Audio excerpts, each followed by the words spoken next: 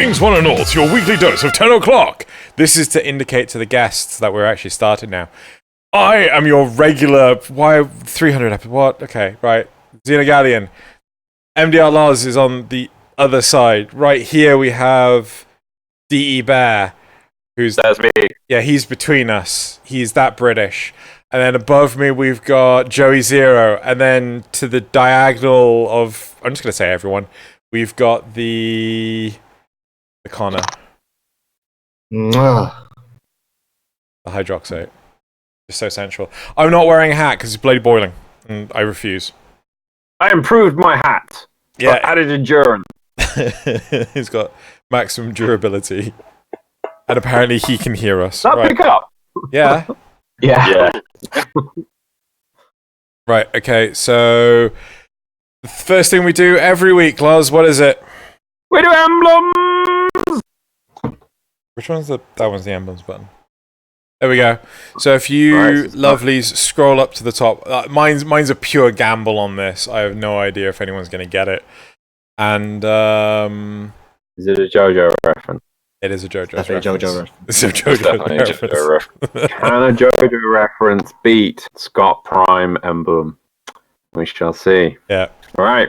Was that picture taken at TennoCon? It was taken at TennoCon. The rules are we have to find an emblem ourselves. It doesn't really specify in game. Ooh. I found it by myself.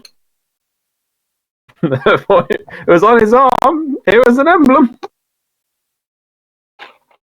So, who wants to decide? Okay, what should we do, Xeno? Should we make them do it all at once or type in chat? No, one at a time. One at a time. Well, pick your first victim. Gonna go with Joey because he's gonna make it awkward. Alright, as much as I think the Scott Prime emblem is a creative use of game mechanics, I'm gonna have to give it to the JoJo emblem. That surprises me. Just because I imagine if you get the right placement with it, I feel like it could work pretty well. Maybe like on the TennoCon shoulder pieces where it's like on the back, and then you like see somebody from the back and you just see the like, ooh, like, yeah. Okay. Hydroxate? I'm going to go with Scott because fuck JoJo. Shots fired. No, I like that. I just like Scott's face. It just seems like he's happy to be here, and that's kind of what I would want from my my clan. Oh, I was expecting you to say you're Scott. I am Scott. Okay. And Bear? I'm going to go with Scott too, because I've been inundated with JoJo references, and I'm kind of done. I'm so done. I was going to say, oh no, the company man would approve. Scott, take that. I only speak truth here. Only speak the true.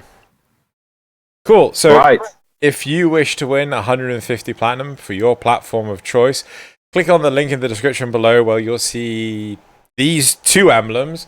Doesn't matter which one you vote on, just make sure you vote. Put in your in-game name, make sure you get that correct, because I think it's DE Taylor now. That's the double ganger Taylor. She needs to make sure your name is correct, otherwise she won't be able to find you, and make sure you enter your console of choice, and you have a chance of winning 150 platinum for your platform of choice in 2 weeks' time. Can I just clarify something? Did you say double ganger instead of doppelganger? No, I said doppelganger. Didn't sound like it. No, I said doppelganger. It sounded like double ganger. No. Double ganger. Why would I admit to making a mistake here? I mean... Because I expect you to show some integrity, sir, on your 300th episode. Whoa. I'm a professional here. I know what I'm doing. Very professional. Top quality content, always ready on time. And top quality. Top quality. Yep, so that's it for emblems. Now we're moving on to Dojo Dusting.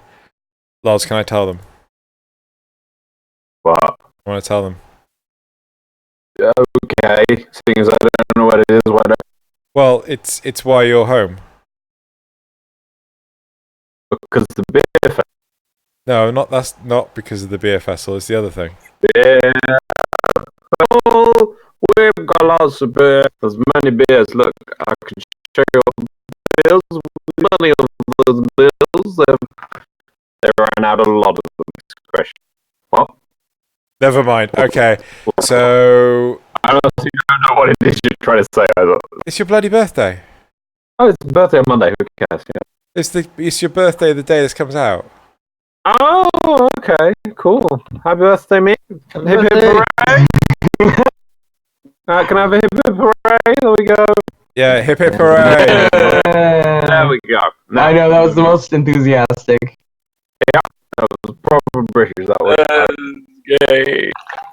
Chrome is deciding to eat all my CPUs. Why do you open it? Because it's where the document is. Do it on your phone, tablet, or other external device. Maybe I should have. Memorize the document. Be a true professional. Ooh. Pretty sure the news doesn't memorize the news. Can we have another note for news, which is we're going to TennoCon next year? Yeah, fine. We're going to TennoCon 2020. Yeah, totally. We don't even know if there is one, do we? There will Maybe. be. There will be. You can pretty much guarantee that it's going to be one, I think. Yeah. I think. Yeah. Please make it in September or October when it's cool. I wish. I'm going to say... no official plans stated, obviously. It's just... I think it would be silly for us. Yeah, like, how could you not? Loz? And we'd all be sad. Yeah. Indeed. Right. Anything else, Drew? We're also going to be giving away... What's the... Loz, you know these details, because I never read that email. The vault thing. I didn't read it! We never do it, because I always forget to deal with it. I'm like, oh, how do I want to deal with this? And then the deadline goes by. What are we giving away, Loz? Apparently, according to the email that we read, that you should have also read, is that we will be able to give away a Rhino and Nyx Prime Accessy pack. Two separate packs. Is it 2 separate packs, or is it just one? It's 2 separate. I do believe it's 2 separate packs. I will check it for you, but I'm pretty 100% sure because there was capital letters, which you should have read, which you didn't. Yes, but anyway, I'll be giving stuff away. I assume there's probably a link in the description which will lead you to how you get to win these things. I thought it was like you could choose which one you wanted to win. He's checking his email now. Right, but you might as well move on and we can get back to it. Right, okay, so now we're on to the graphs. We're going to do the graphs. Right, so I can't. You guys have been here more recently than like a trillion years ago, right? You know about the graphs, yeah? Joey, don't you dare lie. Okay, YouTube has this like polling shenanigans where you can ask questions and people can answer, and at the end of it you can get a graph which looks like the bar charts above. So yes. Yeah. Oh, that's fancy. Yeah. Like my day. Yeah. Yeah, so we have that now. Loz, I can't change the tab because it's got all the bloody webcams on. It's one of each. It says we can give away one of each. This means you can give away one Rhino and one Nyx Prime pack to a member of your community. Right. But it will be only till probably August I'm guessing. We'll just make it part of this one. We'll just make it part of this one. Yeah, I know, but we make it part of this one. This comes out on 29th, but we probably only have to run this. You only get the chance of probably till about the 7th of August. We'll probably close then. It will be go there. Right. So the first... Sorry, like my CPU is crying at death, and I don't know why. Probably because you've got Chrome open and 5 cameras. Yeah, I am. I'm genuinely thinking it is Discord, just like nom nom nom nom nom nom nom CPU nom nom nom nom nom nom nom nom. Yeah, there's multiple cameras it's reading. So. Yeah, really. You can check your processors, to see. Yeah, I am. It's like it's using what 2 of the processors just to do 4 webcams. Well, what the hell? Anyway, because we're all so beautiful. Evidently. Try to hold still more, Loz. Right. Okay, so the graphs. So the first graph. Do you like the modular weapons? Yep. So 89 people responded to this. 5% said no. 6% said yes if you could recycle them. So you could recycle them and you can get like one of the parts back out of them. Flat out yes. which is at 40%, and then 47% said yes if you could deconstruct them and like swap parts in and out and things. So I'm genuinely surprised by the number of people that just said flat out yes. So where Joey, what do you feel? Do you like modular weapons? Well, I would like to be able to deconstruct them. I would have voted just flat out yes. Okay, that's kind of surprising. Hydroxate? Yeah, I like them, but I'm more like I like how they look. Right? Yeah, people do it for stats. Don't really care about that, but yeah, I like. Right, and then Bear. I mean, yeah, I like them. Don't like them as much as pre-built weapons. Truthfully, Yeah. the pre-built stuff usually have like, whereas the hey, does it have height? So I like them. I just I think functionally they're fine, but just not as much as like say the other stuff. And then Loz. I thought you told me to stand still. I said stand still. You can still talk. Okay, but now stand still. Is this what I get for you being drunk? Yep. This is what we all get for Loz being drunk. Long. They're just so heavy. Okay, what were we doing? Modular weapons. Do you like them if you so the options when there were if you could deconstruct them, yes. If you could recycle them. Actually, I will do. There was a really cool opinion in the comments about modular weapons. There was a suggestion. I'll put it to you guys that you could build them and you could disassemble the parts and get all the parts back until you gild them, and that puts them permanently together. What do you feel about that? So they are modular, as in you can go like, I don't like this gun. Take it apart, put it together again, it's a different one. But as soon as you gild it, that's when it becomes glued together. So it's kind of like a trial period then until Yes. you... I think that's I kind of like that idea. that would be a step in the right direction, but you still wouldn't have to gild it for mastery. So Yeah. there's Oh, still, of course, yeah. I built this gun. I gilded it. I gave it a shot. It doesn't quite do what I want, so now I've got to build a whole nother one. Yeah. But at least you could. I want to build this one for mastery, but oh wait, no, I don't quite. That's not quite right. Let me get it right first. Right now, I want to level it for mastery because it's exactly how I want it to be. You can. Doesn't the gilding also increase the stats as well? Yeah. Yes. Yeah. So you won't get a full flavor. You just kind of get like, oh yeah, that's cool. Yeah, but it's it works. The trial. But I kind of okay. I'm fine for that, but at the same time, I still want to be able to deconstruct it when it's gilded. Just go, like, oh, it takes 24 hours to deconstruct it, or 12 hours. I would pay I'm not Plat so to be able to do that. Honestly, drop like 15 Plat to get your parts back. I would do that, but I mean, I don't. I'm not sure I'm a fan of it. I lost the ability to comment on this when I built all those kit guns. I lost the right to speak. So Flashback. Yeah. Right. So the second graph. Moving on. Do you suffer the hide crafted and or hide mastered issue? So this situation currently in the marketplaces throughout the game, you can hide owned, but it doesn't highlight the weapons that you've already like mastered up. So if you've I'll give you the example. Go on. If you go to Nightwave, for instance, I already own every cosmetic and every arcane cosmetic helmet. Not that you can get those anymore. But when I go to Nightwave and I go to the credit vendor and I click, there's a tab there which I click hide owned. It'll hide all the things like Attain, because I've not Attain, all the weapon skins if I've got those. But it will show me a big pile of cosmetic helmet recipes. Even if I buy those recipes, I can't build the helmet again, and I've already got those helmets built, but it still shows you always like, oh, you want these recipes? I'm like, no, I don't. I have no use for these recipes. Why are you showing to me these? I just literally want to see the one or two new weapon skins this week, but because it hides owned, and I don't own the recipe, even though I own the helmet, it still shows me these things. So that was the issue that people were talking about last week. not just that, but there are also weapons that are consumed when making the new one. I think the Magnus uses the Vasto. Yeah. I've just got a sneaking suspicion that's the thing. So if you've mastered out the Vasto, like you might not want to build it again, but then it wouldn't appear because you don't own it technically. Yeah, So- and then every time you go to the Arsenal and you scroll to the bottom, it's like, oh, you want to buy a Vasto for some Yeah. platinum? It's like, no, I've already mastered that weapon and upgraded it into something else and mastered that. No, you want to buy a Vasto because you don't own one. Yes. So 81 people responded to this. 49% said that they didn't suffer this issue, and 50% said that they did suffer this issue. So, Joey? Yes. Hydroxate? Nope. Bear? I don't suffer, no.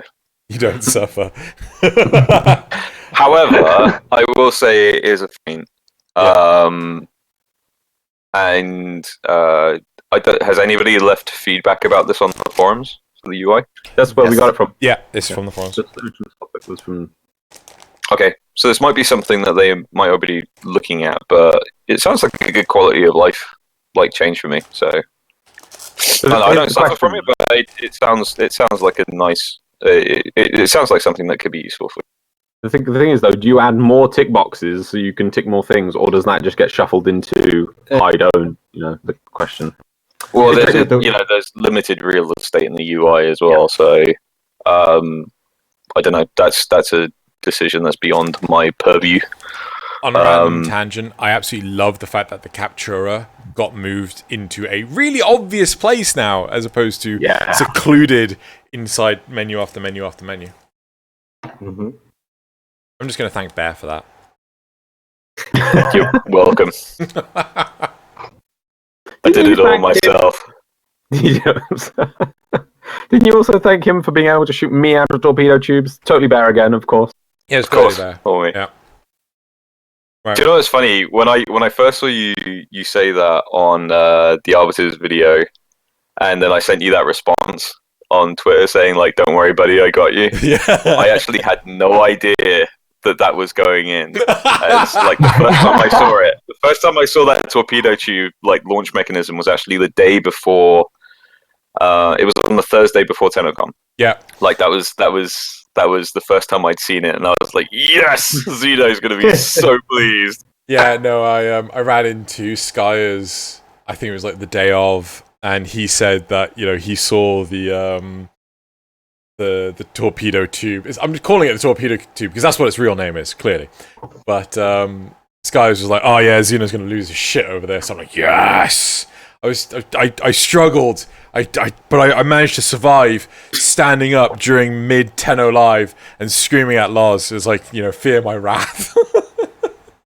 This is you, buddy. This is your life now. Right. Projector.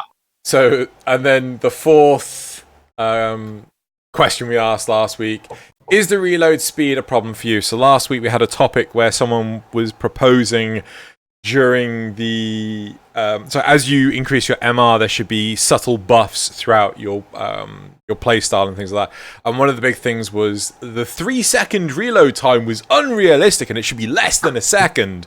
I'm like, yeah, I'm not entirely sure what guns you're reloading at less than a second, but so we proposed the question: is anyone suffering the reload speed problem? That was in the original post. 86 people responded.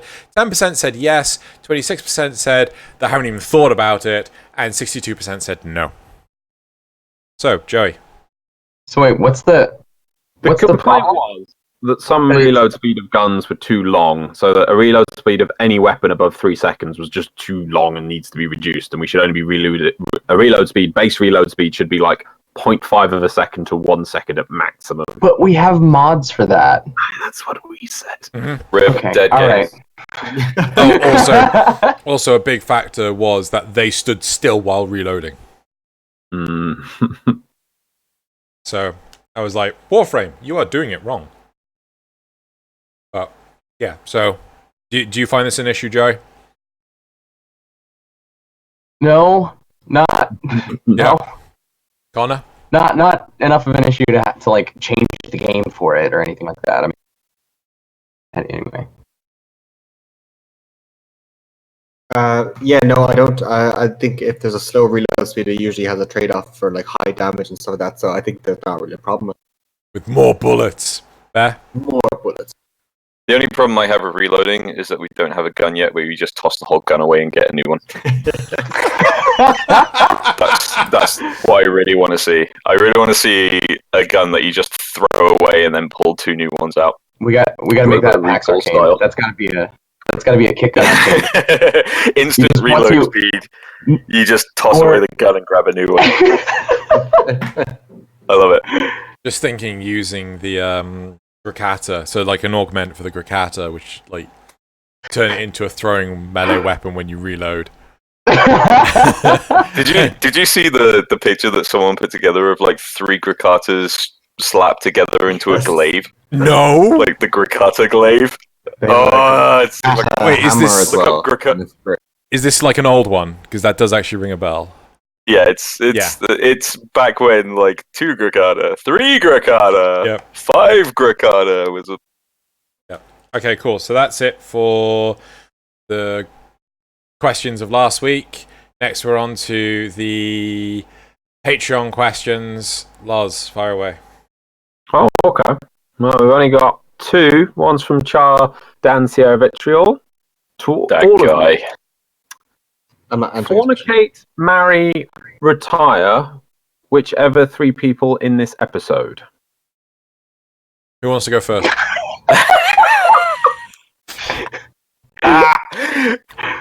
Can I pass? Yeah, you can pass. You can pass. If you don't want to say anything, you can pass. I think I would want to fornicate with myself. I'd want to marry Hydroxate because I think he would take care of me. And I would want to retire myself because I don't want to do my job anymore. No, it has to be another person. Oh, You fuck. can't fornicate with yourself and then retire yourself. That's just the weirdest. Okay. That's a weird news report right there. Hands up who wants to get retired. Lars, there you go. You're fired. Get out. Yep. I hope. Alright. I hope you enjoy retirement, Lars. 300 episodes. You'd lasted long. He's free. If anyone else wants to answer that question, go for it. Otherwise, we'll move on to the next one. It's an easy question. Easy. Okay. Marry Go on, Joey. Cole. Fornicate Bear because he knows how to handle a sandwich. And then I would retire Drew. Yeah. Who's echoing? Easy. Someone echoing? No. Lars, is your microphone headset. next to your? What? It's far away from his face at high gain. I don't know. You're all wearing fucking headsets, so I can't. I'm using them as speakers. Huh? I'm using them as speakers, basically, aren't I? Because they're not my ears. Do you want me to swap to... No, I don't know who it is because I can't sell. Okay, it seems to have gone away now. Joey's clearly put himself on push to talk. No, Right. can check. Okay. Does anyone else want to answer this question? I mean, I really like the idea of being retired. Could just play Warframe all day. I will fornicate with Joey, marry myself, and retire Drew.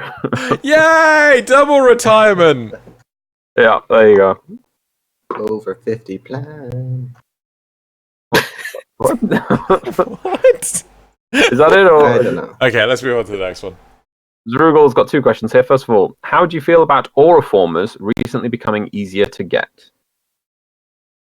I'm so. Because obviously we've just received one on the Gift the Lotus from Friday's dev stream. It was in the intermission Nightwave. Yep. It was in something else that was super easy to get. Literally after I spent about 70 hours to finally get one. I think it was a drop at Twitch. It was a Twitch drop, intermission, and then it was a Guide of the Lotus, I think. Yeah.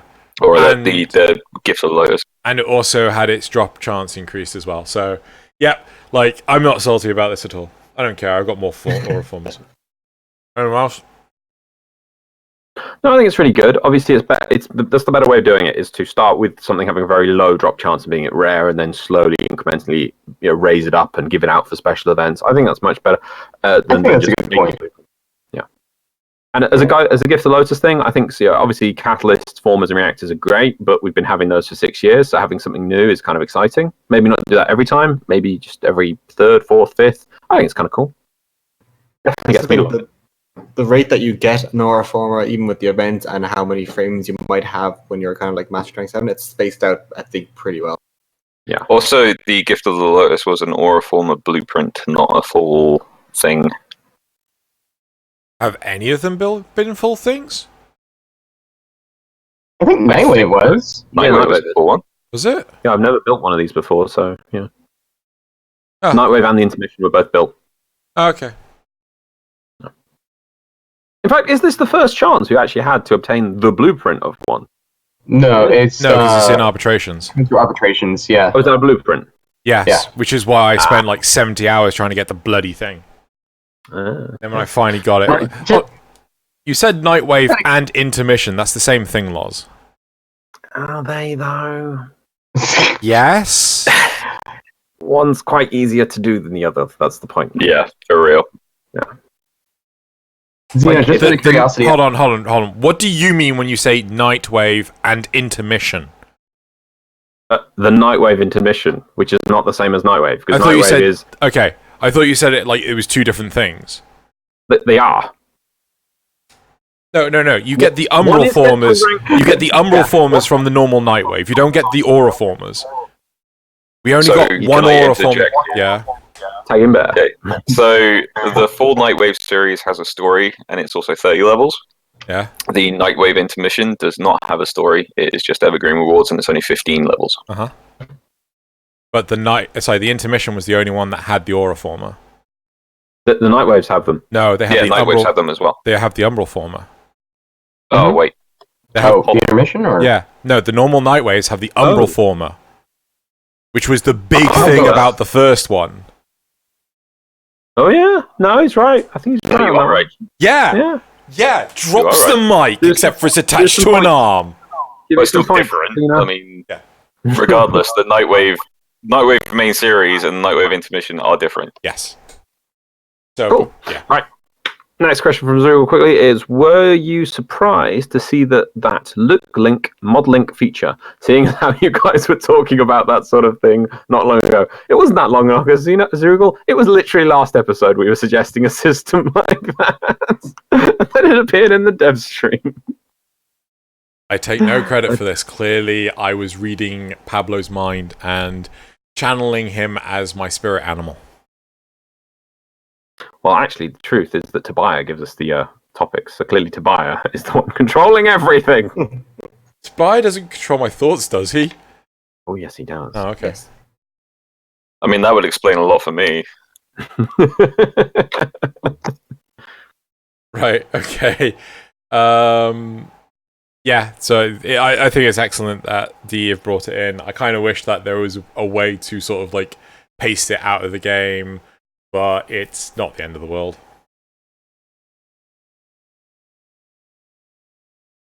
Right. Silence. Cool. Community responses. So it's a cool system, but we'll have to see when it's implemented completely how it works. But it looks kind of cool. Just so everyone knows here, what we were suggesting last week is, I think Xeno was comparing it to Hearthstone, where you can get like a code to build a deck, and that code is the same as on a website. So you can build a deck on a website, the output code, you type that code into Hearthstone, and it will build that deck of cards from what you have available. Well, copy paste. Anyway, it builds the deck from what cards, if you have those cards, it tries to put that deck together. And we were suggesting that so that you could just upload a code onto your YouTube video. Let's say, I've put a build for this gun. And that way people could type that code into Warframe and it would attempt to assemble that build. But obviously now what we've got is that you can just link it through the game, which I think is quicker and easier. Yep. Stays in game too. That's good. Goes to YouTube. Right. Community responses, Loz. Cool. Okay, we haven't got that many from last week because I think a little bit shorter. So first of all, Zachamus. I do honestly wish your mastery rank had more to do with it. Outside of weapons being locked behind mastery rank and extra standing capacity stuff, what reason do you have to push your mastery rank up? To tell Joey he's wrong. So obviously over time, mastery rank originally was just literally a number. I mean, I think originally like you got to mastery rank 7. I think it was like the super, and that was the highest. Obviously now they have redone the whole system, so you get weapons over a lot more mastery rank, and you get so many credit systems and things unlock as you increase mastery rank. Do you guys feel that we get enough from mastery rank, or would you like to see something more locked behind it? So, to precursor this is to do with the topic where the reload speed should be tied to mastery rank. that was it. Yeah, so Reload speed tied to mastery rank? yeah, that's what this person was suggesting. So the original poster was talking about, it takes too long to reload. It should be tied to mastery rank. Blah blah blah blah blah. So yeah, I think the mod space is more than enough. I think that's if we didn't get anything else and all we got was like, hey, you have more capacity on your unranked stuff. That's fine for me. Yeah. Like, the only other thing I feel was missing from it would be nice to have some weapon or Warframe slots, but then these things come from Nightwaves now anyway, so I think that's kind of fixed the problem. You also, I'm pretty sure you get Warframe slots as you rank up your MR. Yeah, like, I'm pretty loadout sure that, slots. Yeah. Oh yeah. Yeah, loadout slots rather than actual Warframes. Yeah. Yeah, I think. But you also get things like standing, and you also get trades, and there is a few systems tied to mastery that are quality of life improvements. Yeah. But what you don't want to do is really duplicate systems one way or another. So, like, if you want to increase your reload speed, there's mods for that. Yeah. You know, having it tied to mastery rank is not so great, but like having the mod capacity tied to mastery rank, I think was probably one of the biggest changes we made to mastery rank when we put it in. Was like being able to equip a ton of mods when you've just ranked them to 0 from a former or something like that. I thought was a quite big benefit and a good push to get a higher mastery rank. Oh, yeah, I think that was the biggest game changer. Before that, everything was kind of, you can have some more void tracers, that's nice. More loadout slots, more drones you can send out. It's like, that's nice. But then that one made such a fundamental change to the gameplay. I think it was brilliant. But I don't know if, I think it's all right.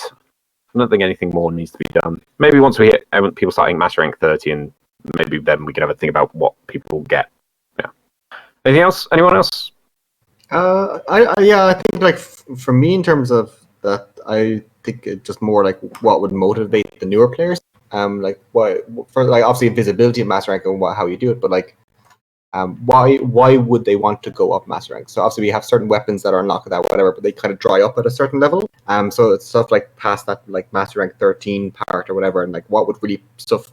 People sometimes might just go to the cliff and then like just stop, and because I can play every weapon now. But for me, it's kind of like looking at like what will motivate players to start that journey, or to, are we going to start having special missions unlocked in certain ones, whatever. But yeah, it's more like just player motivation. I think is probably more because they're cool and they're great things that we give them, but there's nothing that really will make you have to go past master rank 13 because everything in the game can be gotten at that point. So for me, it's just more like motivational. I also, to add to that, there are reasons that I know some players that are motivated to keep their current mastery rank, which again that's higher than MR 13-14. But like I know quite a few players that'll like get to a certain mastery rank and then just like they'll keep leveling stuff, they'll keep accumulating mastery, but not rank up because either they like the way the sigil looks, or they like the name of the rank that they're at, or whatever. And there's no way that they can keep those things as they rank up, so they just stay there because, well, it's, I've already got everything in the game anyway. Why not? So I just thought that was worth adding. I think I've been eligible for 27 for a while now, and I've just not moved from 25. What's the rank 25? Like Golden Dragon or something. It is Silver Sage. Ah. Oh, next rank is Silver Sage. I'm just a Sage right now. Ah. I know for a while I didn't want to level up to master rank 23 because then I couldn't sing the Taylor Swift song 22. So anyone asked me what's your master rank, I was like, I don't know about you, but I'm feeling 20. And then I didn't want to do that for a while. I wanted to prolong it for a while. Like, no. Right, the next two comments are to do with the defection game type. So first, RWP says defection gets a lot of shit because 1, nobody likes escort missions. 2, aside from one of the Harrow pieces, it has fuck all rewards. Not my words. Infested salvage I actually really like. Plus, its reward table is full of relics, making it decent to farm for Neo and Axie. So, I mean, but do you guys like the defection game mode? Do you often do it, or do you go, well, I do like it, but I'd rather just go to defense, interception, survival, something simpler and easier? And do you feel the rewards are not up to par on defection tiles for the time effort as well? Investment, sorry. So I don't really like it.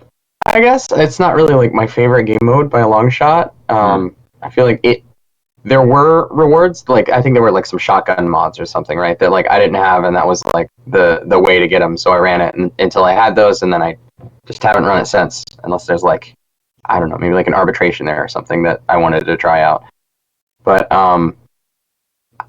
personally, I don't find it fun enough to run for the fun of it. And I don't, if it had better rewards, I probably would run it more, but I still don't think I would enjoy it anymore if it had better rewards. I don't know.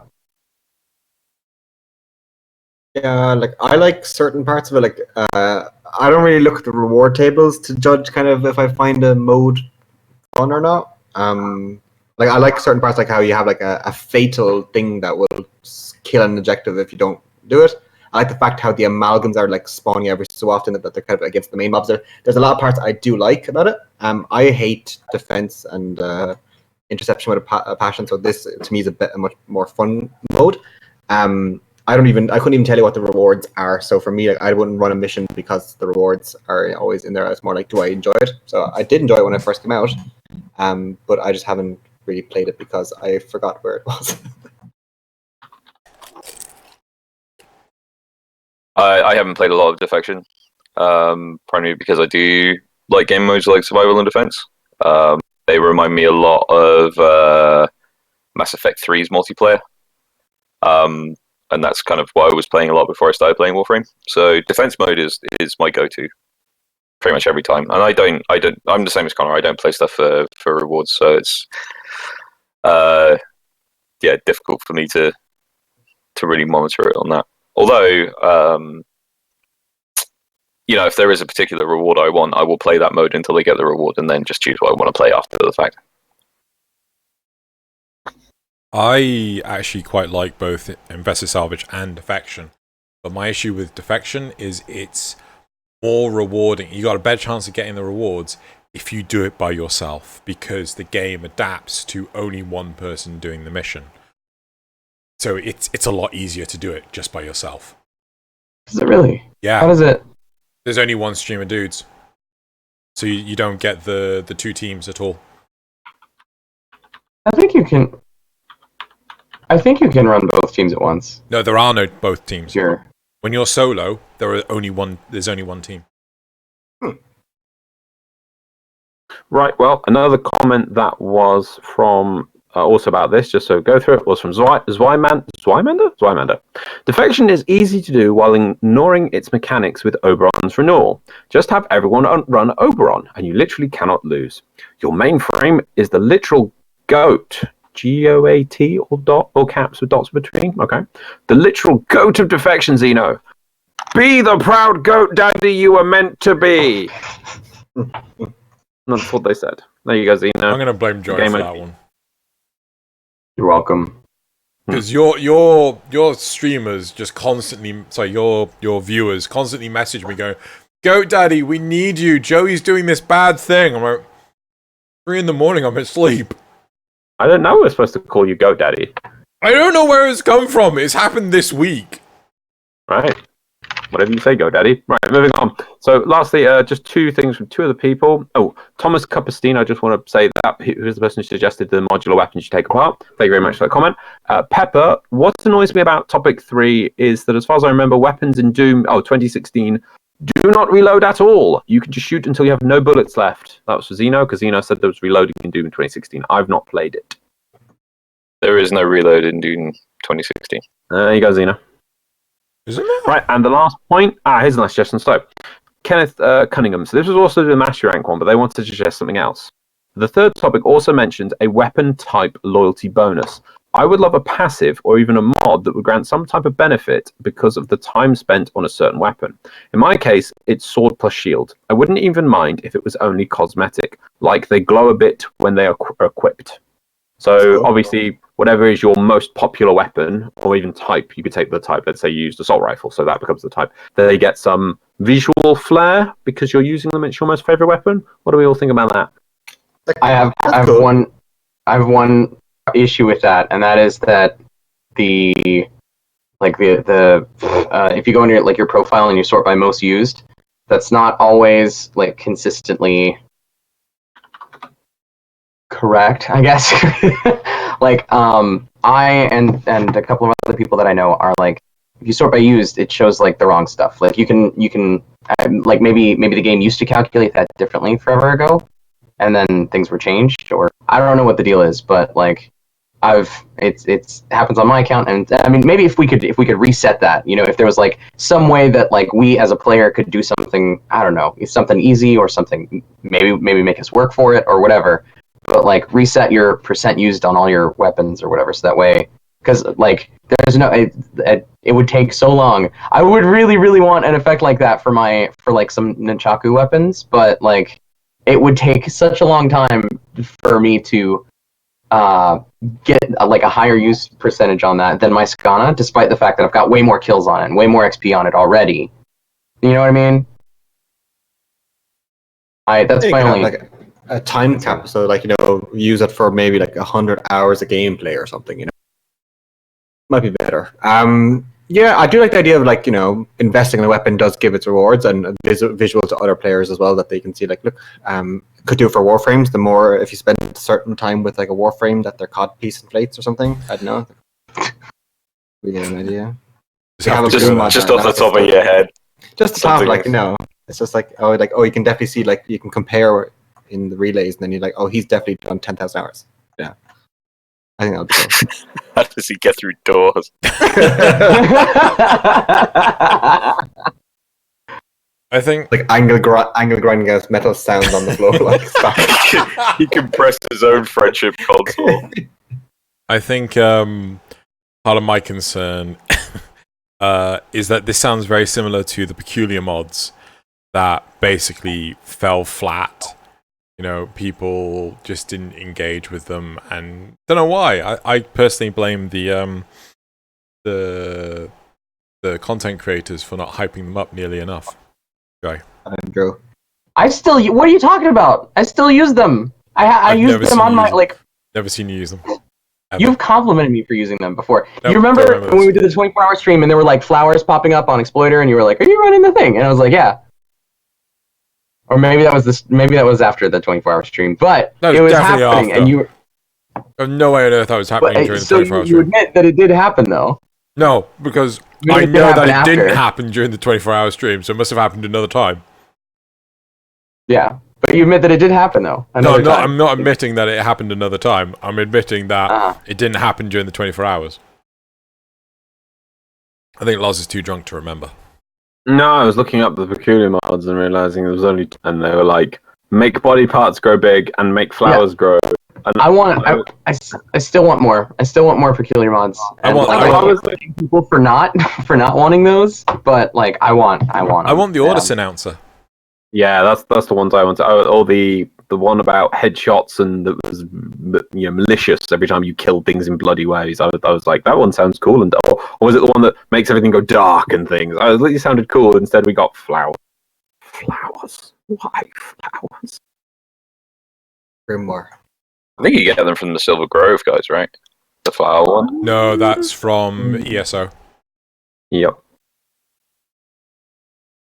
I literally got it like 2 days ago. It's from ESO. They both are. Yep, they're both from ESO. For shame. Oh well. Well, that's the issue. I suppose the issue on those, and it's like, yeah, is it too in people's face? But I think some sort of cosmetic rule, which you could probably toggle on and off. And like, this is your favorite weapon, so they glow, or maybe leave a trail, or bullets do bullet trails. I think it could be interesting and cool. But oh well. Anyway, that's it for the community responses. Let's move on to the topics of this week. Xeno. Yes. ums, 300 episodes, and he's still umming. He went through. We actually used to go to improv classes. They said ums were fine. Better, and I said it was bad. No, he didn't, because it's not an actual word. He said ers were wrong. He said bad. Was fine. Not as bad because it's not as bad. No, he said but was fine. Because it's an actual word. The topics. So the first topic is DevStream 129. Topic 2. I noticed that the topics are now obscured by Bear, so that's fine. Topic 2 is Foundry segment. Yeah, we are. Foundry segment assembly line. Then topic 3, that's the graph. Topic 3, which is Relic opening without spamming recruiting chat. Let's go to topic 1. Who here didn't watch the dev stream? I watched Shy's dev stream abridged. Does that count? Does that count as watching it? Yeah. Okay. That's pretty accurate. Yeah. I mean, truthfully. Right. So we got the Wukong Deluxe skin, which is ready, and well, should be delivered to us soon. TM.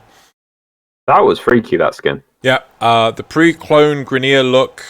Pretty amazing, and remind people of handsome Squidward, and Loz needs to rip it from the dev stream. I can't rip. Yes, you can. Do it. You haven't tried. Harrow Deluxe and Weapons skin are coming. Zephyr Deluxe from several years ago is still not done. Next rework is likely Booban. Vault will be getting cloth physics. Gauss is coming, can run on water. Sinks like a rock, and his mesh opens when you're using his fourth ability at full gauge. The Shaw's, how the fuck do you pronounce this? Shaw's-in. Is that the guitar? Yeah, the Shaw's-in will have an emote that will be purchasable, and you'll be able to actually play the thing. Gauss and Grendel will be released together.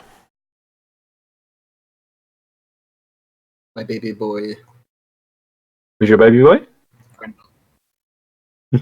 Grendel's everybody's baby boy. Yes, isn't he? I don't know why. I think it's because he's so different from the rest of the Warframes. Like he's not like chunky in the sense of Hildren chunky. Like he's just chunktastic, which is I love it. Like he's got, even just as like the way his model is, like he's just got so much character. Like just like the and I love how his ultimate's like a shockwave, but like with a own. I love it. I love him so much. Don't care about his abilities. I do not care what he can do. I love his aesthetic. I love that you had to stop mid-sentence there just to go how much you loved it. You couldn't even finish it. As an ultimate, I don't care. I love it. Just love it. I got the fashion frame of him at DE Telecon. Loved it. He's beautiful. He is. Yeah. I remember it well. Yes. Chucky boy. My favorite thing is though they actually had to, as I recall, they had to play with some of the skeletal movement animations with him because he's so chunky that he would just clip through his own body with his regular arms. They needed to adjust him slightly, and I just think like that's really cool. I love the idea of custom things. I know it took so long for like heavy weapons to get into the game to have the different grip, and because these things they take a lot of time. But that they actually going the extra mile on every frame that comes out one after the other. And this one is, I know it sounds weak, but it movement animations being different is just something that just sounds so cool to me. I can't wait to play around with him. I want to see what his animation looks like on like a thin frame. Exactly. Just like, I want to see like a Volt just like hauling ass with his arms like up here.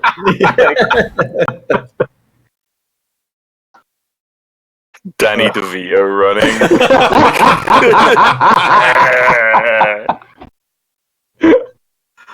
Okay, so what do we think of the Wukong Deluxe skin? Freaky. Rock monkey.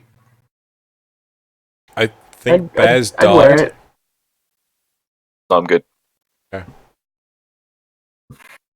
So you would wear it, Joey? I'd wear it. Did we see what it's coming custom weapons wise? No, Don't think so. I do not believe that was shown. No. So obviously he's going to come with some things. I don't know what, but I'm guessing maybe a staff skin. Probably. Yeah, that's what I would guess. Sounds like it would. Fans, just like beautiful fans. That would be cool. The one thing though I would say, I did find it quite hard to get a good feel for the model because of the way it is with the colors until we actually get it in game and you can play around with your own colors and stick your own attachments to it. It was a very hard one to visualize, in my opinion. I will say that model changes and artistic direction do change up until very close to release. So what you are seeing on the dev stream is not necessarily going to be the finished product. Very true. But I'm sure they'll release more about it soon. Oh yeah. So one thing that does actually slightly concern me about the Wukong Deluxe skin is if you saw the sort of like texture and everything, the finish on the skin, it appeared very sort of like weird, rocky, wet, matte kind of thing.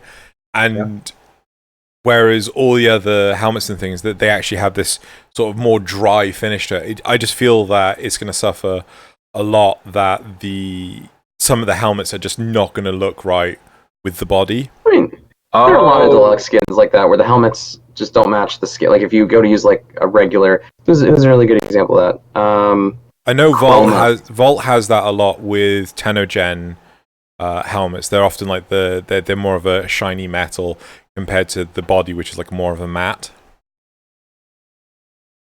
I think it's also like a deluxe skin's meant to be like an artistic take on something. I don't think they'll make sure probably that it can fit the different helmets, but I don't think they have it in mind that it has to match every helmet. Yeah, you know? Yeah. I don't think that's part of the direction. Obviously, you want it to be able to look as seamless as possible, but it's difficult. Yeah, deluxe skins are very much more of an artistic interpretation of a concept, I believe. Cool. I think it looks kind of sexy.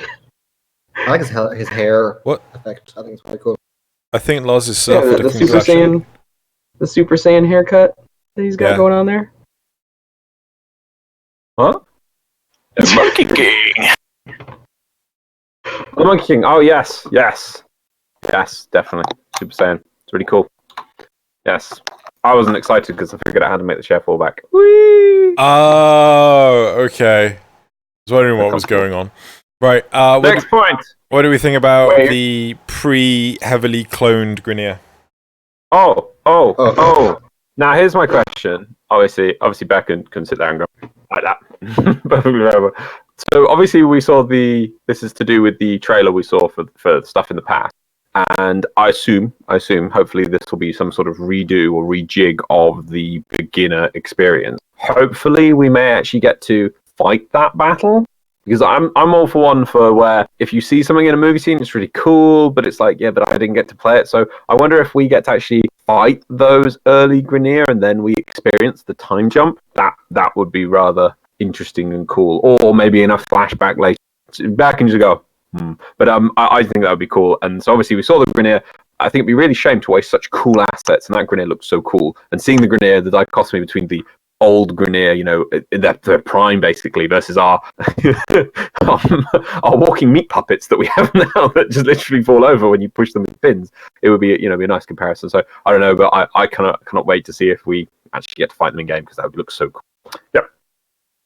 I think one of the big things, though, when it comes to a high definition CG animation, like they have way higher polygon counts and things like that a game engine cannot do. So all of those models would have to be recreated to fit the game, and it's probably unlikely that those even exist at the moment. Don't get me wrong, I completely agree with you. I would love to fight them, but I don't know, I can't see that happening even after the rework of the new player experience at the beginning.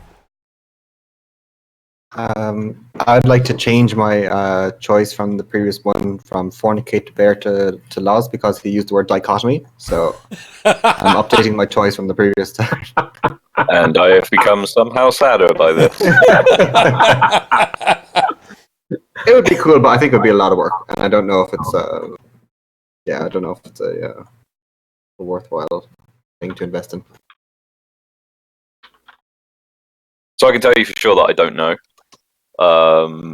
That is not something that is within my purview as to what the plan is for those. But it was definitely to show just how far the Grineer have fallen, as far as like their role and their genetic ability to look after themselves. I thought it was pretty good to see like these handsome Grineer guys just kind of walking around doing their thing, and then to see how well they fared under their own might without the Arkin around to kind of keep them going. I thought it was a pretty good dichotomy. It's little things like that which kind of put you into the time zone of that original fight in the cinematic. I thought it was pretty good. Even the armor design changes look a little bit more aesthetic than they do functional, which is very sort of modern Grineer. Yeah, and the bullrogs and all the ships had that slight Orkin feel to them as well, just like a little bit, which I thought was really good. Yes, it's the same smooth. Shape. Yeah, Bulbous but sexy bulbous. Obviously, their mastery rank is very high. Or XP. It was XP. That's right. Sorry. Scientists hate them. Find out the reason why.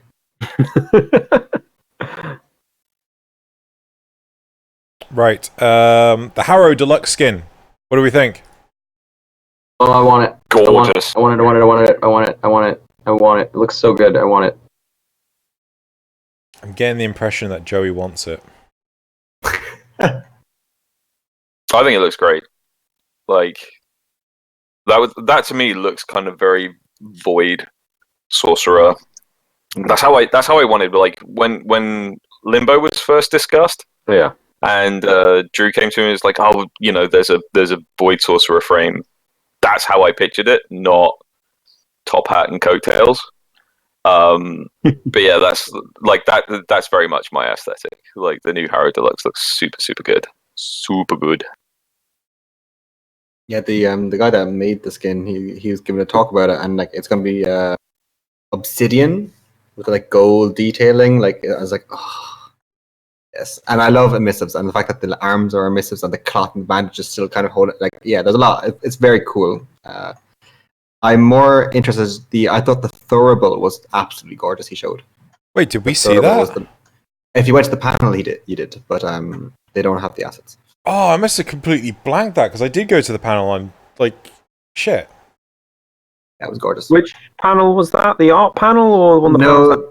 It was the Environment Art and Harrow Deluxe Skin panel. Oh, that's why I missed it. The different layers, and then he showed the Thurible, the work in progress of the Thurible, and it was right.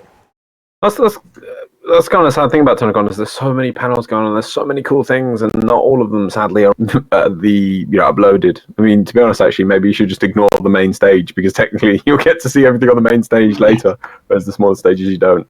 It's a shame. But obviously, there's just so much cool stuff. Saying that though, I was on one of the panels in the downstairs area, and it was still packed. It was absolutely packed. Like it was. So many people wanted to see so many different aspects, and it was fantastic. Like I was honestly blown away by how many people just really were interested in seeing how things were done in the background. It was great. Yeah. Oh, as for the skin itself, back to that, I would have much preferred if that was a Limbo skin. It seems very, as we said, void sorcery. It reminds me of the ethereals from World of Warcraft, which are that bandagey effect, but the whole body, which just seems right to me. Whereas, just for Harrow, I don't know. I was hoping for more of a decadent Catholic priest look for Harrow. Oh my god! It's like these massive shoulder pads, and robes, just a big spiky turban or something. Yeah, just you know what I mean by the ornateness. Catholic priest. Yeah. Well, yeah, that's the whole ornateness. Yeah, but also the thing with Harrow that I just can't get over is until the day that we can bloody hit things with the throughball and we're spinning it, I just can't play him anymore. It just doesn't make sense. You're spinning a thing around. Why can't you at least just walk into people, whack them with it? It just So I have to sit there going, thermal, like exalted weapon. yeah. Just pull out. Oh, you asked for it now, you sinners. Exactly. Am I the only one that gets like Egyptian vibes from like the new hero skin, but also like ever since I saw like his original helmet with like the beard with the like I've always been like, wow, that's really cool. Like got some Egyptian vibes from it. I think the new one fits that pretty well as well with the like shoulders and stuff. The guy that made it is also the guy that made the Dax horsey guy from the Duviri. Oh. You can see elements of the style in it, which I do like. So my favorite aesthetic so far has been the Dax and the horse. Like I love that aesthetic. Like parts missing, that kind of stuff. It just it's my favorite aesthetic scene in the game for me. Cool. Let's Zephyr Deluxe. Anyone want to say anything about that? Nice. Looks like a Boeing. I like it. Like a Boeing? Did you say? Looks like a Concorde. Like she just looks like a sexy, sleek plane. She's not too crazy deluxe. She's just nice. I like her. So my understanding is that somewhere along the line, the model was lost for some issue and it had to be rebuilt from scratch. Obviously, that's now come to fruition. Is everyone happy with? I mean, I suppose, yeah.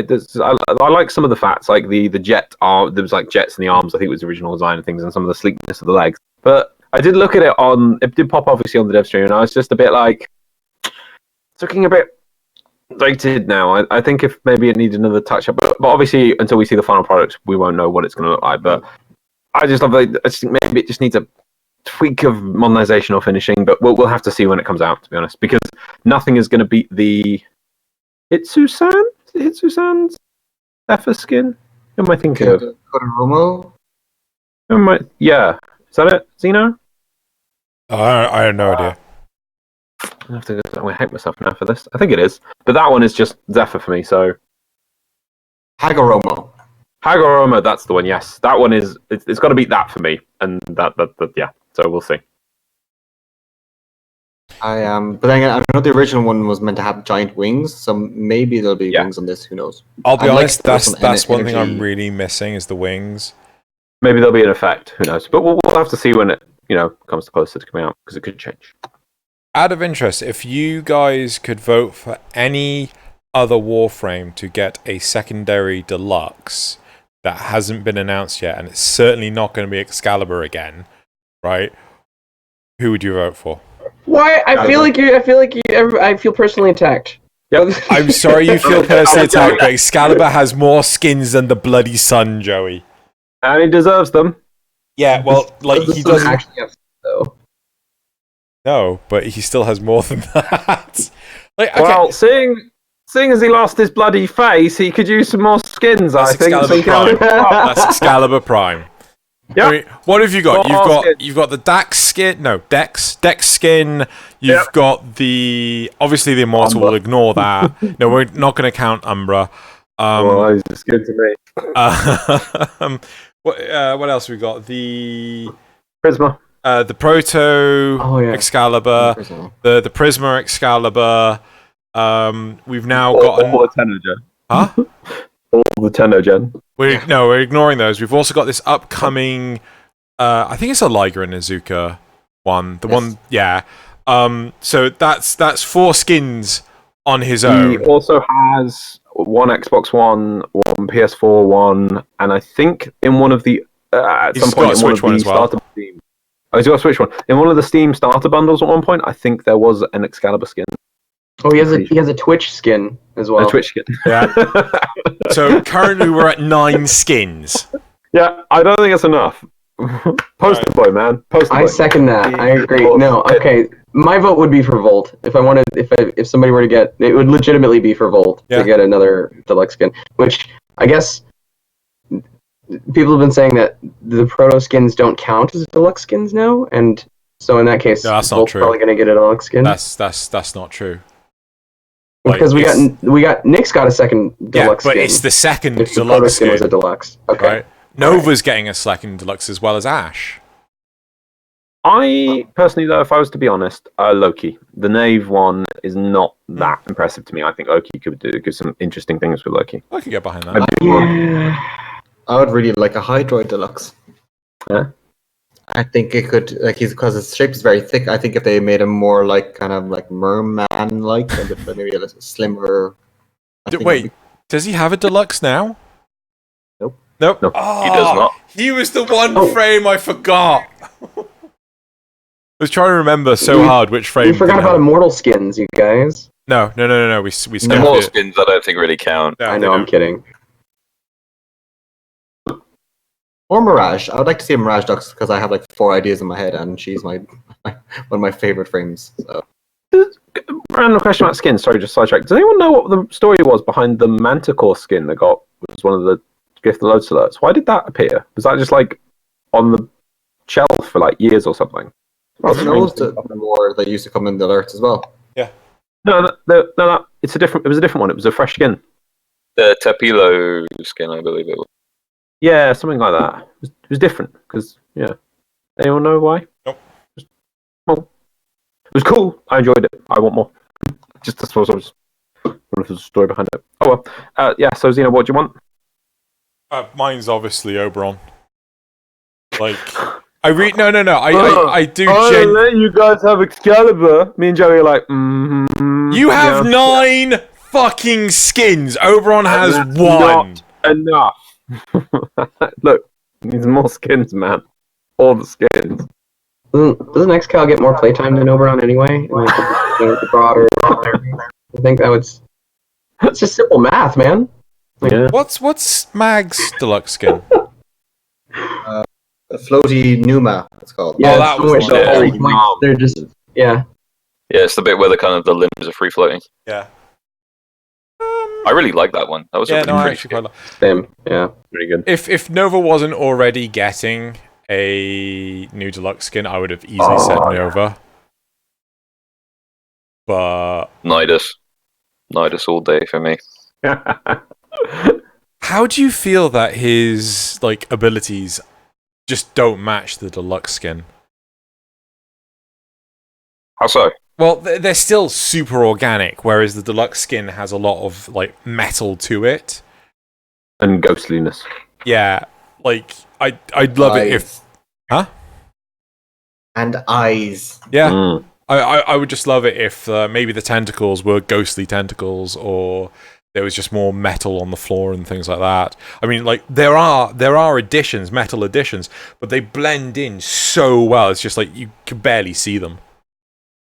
I think when it comes to that point, the sad truth is, if you're going to redo the models for the abilities, it's basically we could do that, or we could give you another Warframe, and you have to give it. You just want another Excalibur. That's what you want. Yeah. With that, no. No, but it is true. Excal Vandal. That's the. Fuck off. I agree on that, but no, that's what I mean. Is that if you're going to spend, it's the Nidus custom skin is really awesome. It's a beautiful skin, and he's got the Kubro skin to go with it, which is also really cool. But if you go to the point of doing a new skin for all of his, new ability effects for everything as well, to make them fit in with the body of the frame, I'm not sure how much work it would be, but if you are putting that level of effort in, either it should probably have to cost more platinum-wise, because that's more development time to make it work, or you might even lose out on getting, delays in another frame because more work needs to be put into it to make sure it doesn't bug out and all this extra stuff. So it's kind of a trade-off. I'm with you that it would be really cool, but I can see that that's probably why they just go, well, we make the skin look cool and you get the Kubro skin, and that's where we have to draw the line, sadly. I tell you what, Xeno, I'll change my vote to Oberon if you let me have a Conclave Excal skin, because Conclave skins don't actually count. They don't actually exist. So if you let me have that, I'll change my vote. You forgot Dexcalibur too. No, I said Dexcalibur. Oh. It was the first one I said. Because I keep on saying Dax. I'm like, no, it's Dax. It's Dax.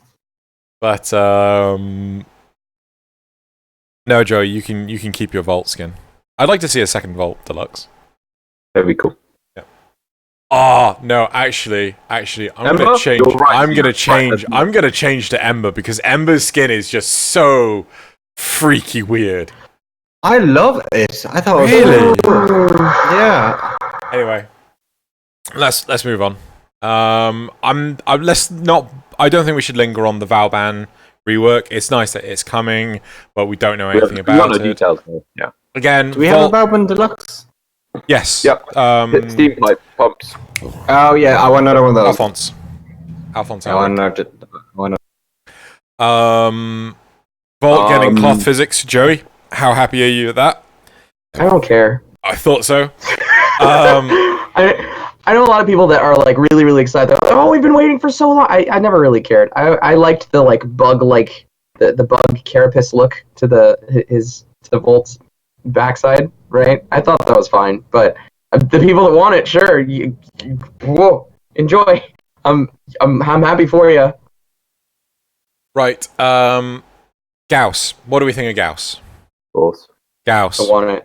Gauss. You know, I admit you're technically correct. I think pronunciation of English. Yeah, it's Gauss. I'm still going to say Gauss. The correct pronunciation is Gauss. However, they keep on pronouncing it wrong. Gauss.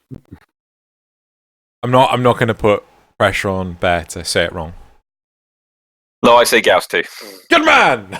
Yep, you're completely right. Scores. Right, moving on. Right, but what do we think of his abilities? Do we like? It's gonna be so cool when these things open up and it's like, he's gonna run on water. He's gonna be like, I can't wait. This might be one of my favorite frames. I think it's awesome. Genuinely? Yeah, looking forward to it. Hildren, I really loved Hildren. Whisper was like, but these two we're getting Gorse and Grendel, and I know Bear loves his Nidus, but Nidus and Iros, that whole kind of feel of frames was kind of a low point for me. I really cannot engage with them. I just can't get through my head. I'm like, I want shields. But so these two frames coming out, I mean, I really love Hildren. Wisp, yeah, I wasn't quite into Wisp, but these two, I'm just like, I don't care. I'm so excited for Warframes. I haven't been as excited since like back in like when Necros was coming out. Was the last time I think I was this excited for like Warframe. So yeah, That's like 2013. I started at the Necros update. Like goes down like this, and I was like, and then He's drunk. Gauss is cool. Gauss is cool. I think he is the Kelly to Grendel, who was Beyonce, but he's. I love that metaphor. I'm just gonna nod and agree. He's not Michelle. He's a Kelly, but he's yeah, he's cool. No, I like him. I don't like his aesthetic of the frame, like the more mechanical side of it. His abilities are amazing, though. I do like his playstyle. I'm just not a fan of his aesthetic. Fight me, Loz. Fight me. Joey, anything? that's fine. No, I appreciate his text, man. Respect my opinion, Loz. What's that? I don't agree with you, but I respect your opinion to the death. You're to be disrespected. I like his, like your Zero Jaeger aesthetic. I love that. The flaps opening up to give you anti-lift because you're going that fast. You need to put a spoiler on him and then a smaller spoiler on that spoiler. It looked like a Nissan Skyline. Yeah, exactly. Spinners. That's what he needs. Spinning rims on that's that boy. Be a premium skin, isn't it? Just like spinners on the side of the leg. We need an underglow ephemera, is what we need. Oh my god. Like, Oh, the Auto San Andreas where you make the cars go. That's such a good idea. That's such a good Oh my god. But no, his abilities, they look okay. I still think that I prefer the playstyle of Volt, but the fact that he might not be able to go quite as quickly, certainly can't run on water. Oh boy. But like, I don't know. I want to be able to play with it in game before I say whether I love it or hate it. Because I mean, it's like, hey, smash into a wall! Like, surprise! Nobody's surprised. It's not. Like. Would you like to see Volt also able to run on water like Gauss? Or do you think it should be exclusive to Gauss? I think Volt should have it, but it shouldn't just be default Volt. I think maybe if you have some speed mods and some power mods, you can vary what percentage it is. But the default Volt can't. But if you power him up, I would love to see just him have that when he casts. He can't give it to other people, but it just when he casts his speed on himself. I think Volt should not have the ability to run on water, but his speed buff should apply to K drives.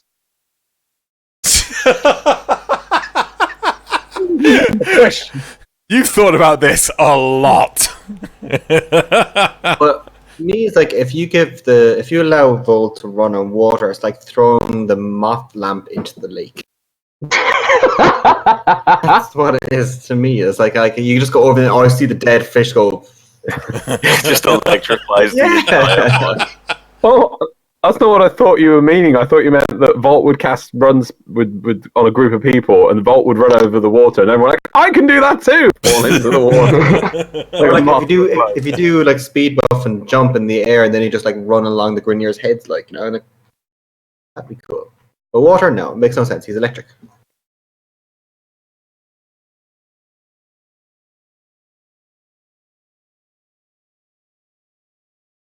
Tough call for me. Like, I think it's a nice thing to have for Gauss. Gauss trades off maneuverability for just raw forward motion, though. I would like to see something else happen with Volt Speed. Maybe something in line with a cinematic that, like, maybe you get additional chance to dodge or something like that, or like decreases accuracy. But I think taking it away from applying it to frames, I think would be harder. Like if it was a way to saying, hey, if you move at a certain speed, regardless of what frame you are and what you are doing, once you hit the threshold, you can walk on water. So whether if it's Volt Speed that gets you there, or if it's Gauss's thing that gets you there, or if you just have tons of sprint mods on an already fast frame and they can just walk across water that way, I don't know. That's a hard call from a design perspective. I think part of the concern is that there are some frames that are... So, I think Loki is still the fastest, or are there others that are alongside him now? Well, base speed line, just Loki think. But is that 1.1 highest or 1.3? I think Loki's 1.25. Loki Prime, I think, has a slightly higher sprint speed. Loki Prime and Loki are both 1.25. No one else is 1.2. Okay. According to the wiki. Right. So Loki should be easily able to match that speed thing. If Volt can do it, Loki can certainly do it. However, there are plenty of slower Warframes that, what if they can't match that sprint speed and they just fall straight into the water? So I can get behind the whole keeping it to just Gauss. So, and you could argue, oh well, it's electrical discharge when it hits the water, so it's the ability turns off as soon as you touch the water, therefore everyone just falls in the water. Again, that's sort of like a way you could fluff it, but yeah, I can easily see though that loads of people are going to turn around and say, oh, if Gauss can do it, Volt should be able to do it. So, and I'm just wondering... I'm telling you, man, K-drives, Volt shouldn't be able to do it, but he should be able to speed up a K-drive so that a K-drive can do it. Because K-drives can do it anyway, just much slower. Right, okay. So, and then how do we feel about Gauss and Grendel coming out at the same time? That's cool. Grendel! That's what I have to say. So, I find this... GG for me. I find this interesting because typically a Warframe comes out with a new feature, and thus far, obviously we're not fishing there, obviously, but thus far I don't think there's any new features that are on the horizon bar the Railjack, the Empyrean stuff. So I'm just trying to think, are they going to hold off with Gauss and Grendel? What did Hildren come out with? Buried Death. Explorer? Yeah, Explorer. Explorer. Yeah. So is that a new feature, or is that just a new thing to drop from? But even so, like, what's the new thing for Gauss and or Grendel to drop from? That's coming up. Oberon didn't come out with something new. He came out with the Earth Tile set. Yeah. He dropped right, you're just going to name any new thing that got released in the same patch and say that's a new thing. Good Well, okay, stuff. fine, but like it's what you got? You're talking about what 5 years ago now? No, I'm just saying. It doesn't have to be something new. No. So you basically, the point you're trying to make, I assume, is that we're getting two frames at the same time. And the most important thing about a frame is where does it drop from, and that normally is some form of recurring content to alleviate the people who go on day one, well, I just want to buy it to get out of the way, and then the people who go, well, I have to grind this thing or repeatedly run this thing. So where are you going to put two whole frames? I mean, sometimes it's easy to find a spot for one frame because you jiggle things around. Yeah. Maybe move some of the older frames onto the Tenno Clan Dojo Tenno Lab. That's one way you can do it, and then free up space, put it there. But really, 2 frames in one go is a bit much. So are they going to come in somewhere new, or are they just going to be put somewhere everywhere? Is the question. Yeah. Equinox. One boss that drops 2 frames that you use to make 1 frame, but still, like, you got to find that one boss frame. for. It's just. So what you're saying, Joey, is you want DE to put in 2 more bosses that people have to grind the same amount they have to do for Equinox. I think I had a meme about grinding Equinox. I didn't. No. I'm saying DE puts in one boss that drops twice the amount of frame parts as most other bosses, as does Teal Rigor. They're all sub 5% rarity. Well, usually Screw it's all of well, you. doesn't it? It needs to make sense, doesn't it? Like thematically, where they drop, kind of. There's usually tie in. Sorry, say that again, Connor. No, isn't there usually like a rough, like it makes sense kind of where the Warframe roughly drops? like there's usually a rough, like, Gara obviously with the Austrian community, then we have like Hildren on Fortuna, like there's usually a rough tie. But like if you look at Gauss all about going fast, and he's very techy, where Grendel does not seem to have that at all. He's more organic and more about eating. Where would they make sense to drop? But then Gauss is made for like open speed, long world, whatever. So he could be the bounties or something. Gauss drops from whatever stuff you do to get your Railjack research done. Like, because Steve said something about finding technology out there or something like that, which it sounded like he wasn't talking about research. I mean, he might have been, but you get Gauss from the same thing that you do the Railjack research from. No. Grendel drops from Kubalich's. Oh. So you think we'll have to wait for Empyrean to come out before we see this? Maybe. I don't know. Fall is a big window, though. Yeah. Yeah. I mean, like that's going all the way up until what, December? Not including December. So December, I think, is considered winter. no, December, holiday season. January, February are winter. So it'll be like all the way up until December.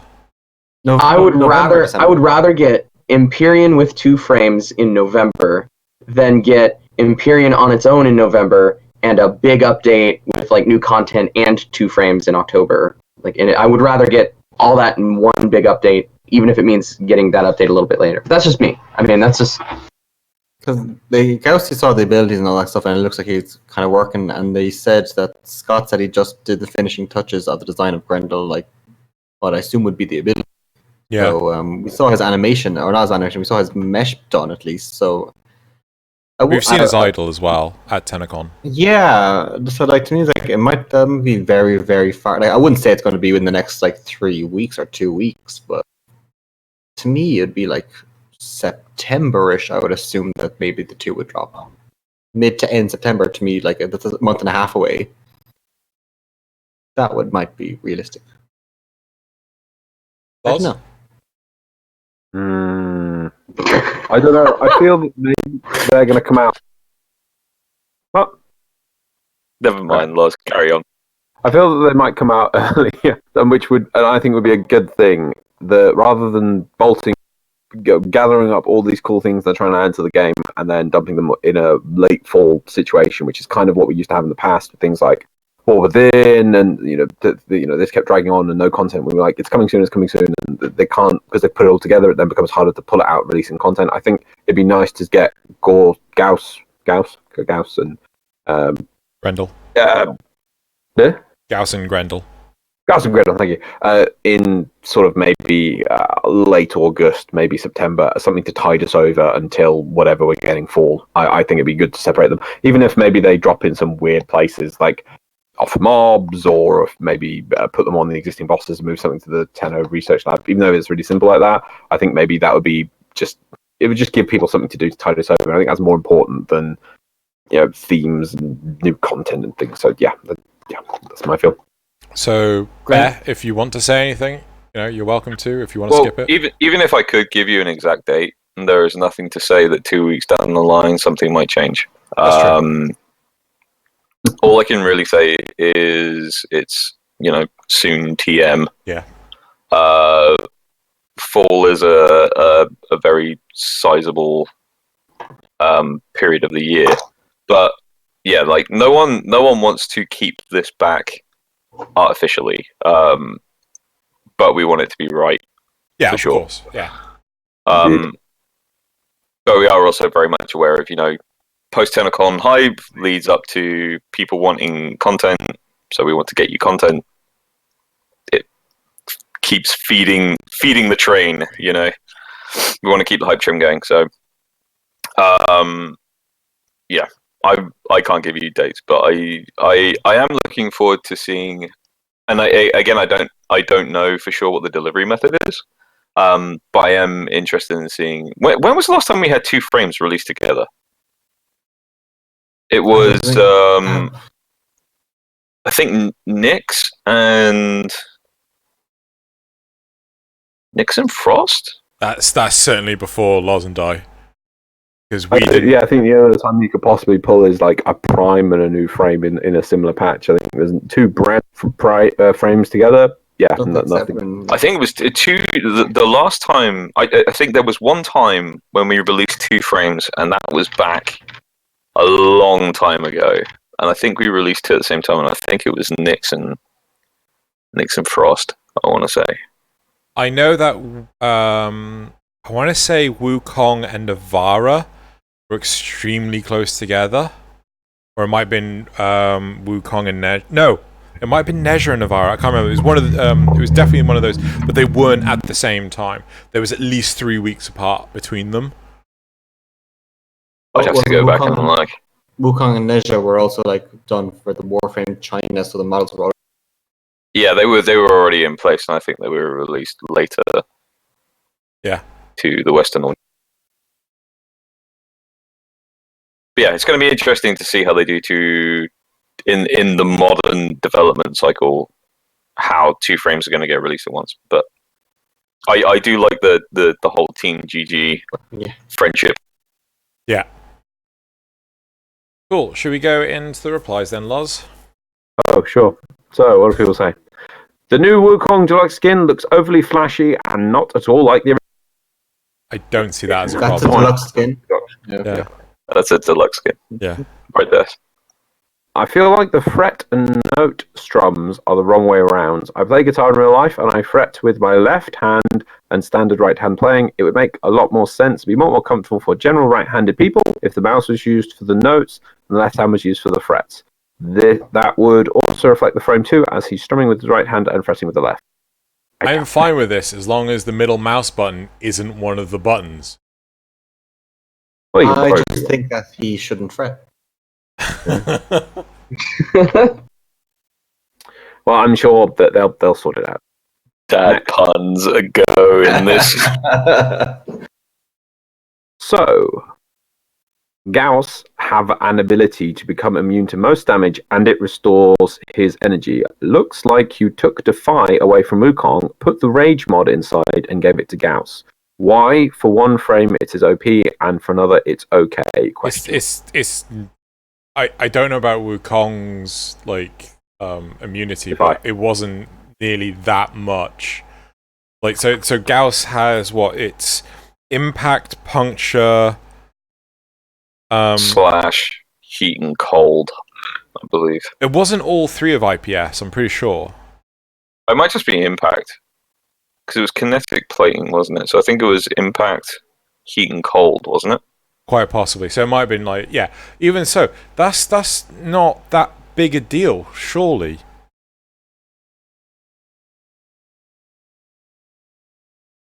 Joey, you're our build expert here. Don't call me that. Joey, you do the builds here. Well, you're more of an expert at builds than any of the rest of us. Excuse me. So, okay, Connor, you can answer the question now. I defer to Joey.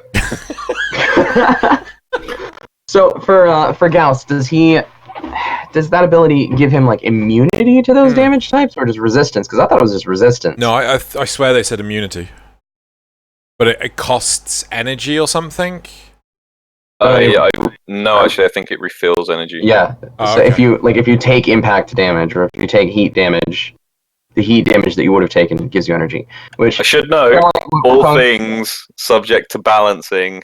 Oh yeah. Ooh. That's some. What you see may not be final. Yeah. Are you going to continue your point, Joe? Yeah, with Wukong, he was like, I mean, it wasn't just a couple of damage types, and also he was immortal. So if you took some damage, like once your health got down to 0, the health bar would just refill. I mean, not all the way. It depended on how many times you had it active. And then they changed that because you could just leave it going forever and just never die. Maybe refresh it every once in a while, but like I don't think Gauss's thing compares. I don't even think it's comparable to what Defy used to do. Yeah. Next one, Loz. Love Gorse's kit from what was shown. It would be awesome if could pick up enemies during his 1. This way he could get even more out of his kinetic slam. This gives his 1 ability to separate key targets from a group of enemies and make this power more effective against enemies further away from walls. It's kind of like Hydroid's tidal surge. But the thing is, I could just see people running around holding up Grenier, just running around in circles. No. You remember that scene in what was it, Matrix Reloaded or something, where like Neo's flying and he's got all these cars behind him, just like oh god, getting picked up by the drag. Like you've got like a thumper back there. Balor for Morian. Maybe that's how they would go with Grendel. So basically, you just like pick them clothesline and bring them towards Grendel, and Grendel just goes. They're buddies. I'd be okay with that cinematic. Oh no, I've looked at the next one. Itzel. Not sure I like the replacement ability for Blink, and the same goes for the change to Blink. Blink Mark II seems to basically be a dodge move by the sounds of it. I'd have much preferred the existing Blink just being assigned to the 5 operator button if it has no use in Arcwing on all Arcwings. You just can't fucking please them. No. Like, what more do you want? You got your bloody Blink. When are you gonna sprint turbo boost when you could just blink? Yeah, I would also prefer it if we could have our sprint button and our crouch button both bound to 5 as well, both bound to our operator button as well. That way we can. That'd be pretty fantastic, I think. Why the crouch Also button? notice it's not going to cost energy. Yeah, that's the big thing. Is like, so you're gonna get to teleport around for free, and you're whinging about it. Can we get a green bar that tells us how much we can actually get the Can you also Saucy. can we spin whenever we do this dodge? So we're just gonna spin forwards, like just coptering around. Yeah, be good. Oh, dude. I just also the ripline thing sounds really interesting to me. I mean, I feel like if you don't, you either pull yourself to a specific distance or you'll pull enemies to you, depending on whether or not you hit an enemy. But like, obviously, there's nothing in space, so the ripline's still got to work at some point. It'd be pretty cool to like spam Cosmic Crush. Just like its little ability pulls everything in. Yeah. Just like spam that, and then like as the enemies come in, just like ripline them in, like keep them all there. That'd be kind of cool, I think. Wow, you've just spammed Cosmic Crush. Yeah. So they're Have you never already played the Itzel? Yes. Play it all In the time. actual Arcwing missions? Yes. So Okay. so you've cosmic crushed everything to then just rip line it all of 1 foot away from you. So that you can you cosmic crush the things that are close by, Yeah. which doesn't do a whole lot of damage, but it is very spammable. Right. So you're keeping the enemies like caught up in your cosmic crush while you're pulling other enemies in that may be out of the range of your cosmic crush. Right. Pulling them into the range. Right. That was the bit you were missing. Got it. Okay. I'd like a more static version where like you hold it and it brings it to you, you tap it and not just on, because I want to do the slow motion like round and around and then it's let go, you know? That's in my mind where I think a cool rip line, like, or like, you know, like if I want to do like a full barrel roll and just like Buy headphones. like my headset.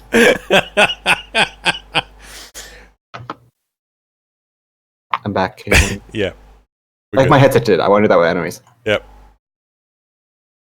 Okay. Last one. Last reply is, yeah, not the biggest Wukong fan, but that Deluxe went from looking pretty good in its earlier state to, wow, this is ugly. It seems to be using a similar rocky look as the Atlas Deluxe, but I'm aware also one of those that thinks that the Atlas Deluxe needs a second pass as the stone texture just looks so god awful. I thought the stone texture was the good part of the Atlas skin. It's the weird angry teeth head that makes me scared. Yeah. I'm sure some people, this is the thing, it's to each its own, and the more variety, the customization in Warframe, the better. You're never going to please everyone with a skin. Some people probably think this is amazing and they'll use it every day. Other people, maybe like this, people are not a fan, they don't have to use it. They still have Wukong, they still have Wukong Prime that are never going to be taken away from them. So if they enjoy Wukong, they can play with those. And Wukong Prime is damn awesome. Yep. Cool. So Yeah, Wukong's got some good looks already. So the card for this one. It's going to be. Go on. I was going to say, it's going to be very much up to the eye of the beholder, like if you like it or not. Like the premium skins are always, the deluxe skins, sorry, are very stylized. Yeah. So people are going to like it, some people are not. And that's okay. Like the weird deluxe head for the kettle fly head for Nova. Oh, yeah. I'm going to have to look at that again. It has like this weird half handle thing, right? Yes. And it's just like this weird fly face, and it's a kettle. What? I've never thought of it like that before, like a kettle. Like, I mean, and I can totally see it now, and I'll never be able to unsee it. Thank you, Xeno. You're welcome. I'm checking it out now because I want to see this. Yeah, right. So the question I'm thinking of asking, She's got a little handle on top. Yeah, she does, right? Yeah, right. So the question I'm thinking of asking Loz is, do you think Grendel and Gauss should come with Railjack after Joey's comment?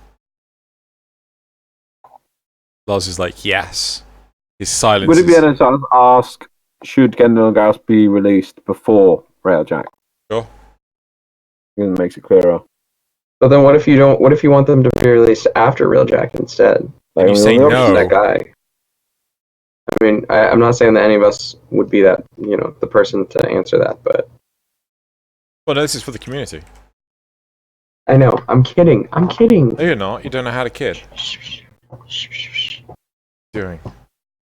My cat is scratching the thing behind my desk. I remember when... Ask the cat, when does she think the 2 frames should go out? Hey, when do you think the 2 frames should go up? Huh? What do you think? Nope, gone. Back gone. January. It says never. Meow. Oof. Big oofs. Let's put up the question. There we go. Question is up. Right. Okay. Should we move on to topic 2, good sirs? Yes. Cool. If thou desire. Thou'th doth desireth. Right. Okay. Foundry segment assembly line. An option to expand the usability of the Foundry is an option. Wow. To add a Foundry segment for an assembly line. It allows you to create a construction queue from the reusable blueprints for a quantity you choose, consuming the required materials. The Foundry will automatically withdraw and complete elements to start the next ones in the queue. If you need to build 100 cipher, you simply put 10 times 10 cipher in the build queue and keep playing. It will simply automate the process of retrieving and rebuilding items, so we can spend less time in the orbiter and more time around the system. I mean, that's not really a usability or a UX thing. That's just a feature that someone wants. Yeah. Yeah. Like it's not fixing any usability issues at the moment. It's just saying that I want to build more and let build happen more when I'm not in the ship. I feel it's more a case of like, I don't want to be penalized for forgetting to actually go pick up and start it again. But they also have the Warframe app for people that really want to do that as well. But you can't log in, play the game, and log into the app at the same time. No. But that's the thing, like if you're in the game, it's up to you to play the game and craft things and wait. Or if you're not on the game, you can do it on your phone.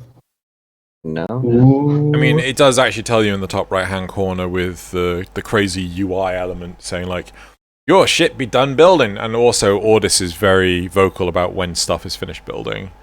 Actually, that's the point. If something's finished building while you're out on a mission and you come back, does Ordis tell you?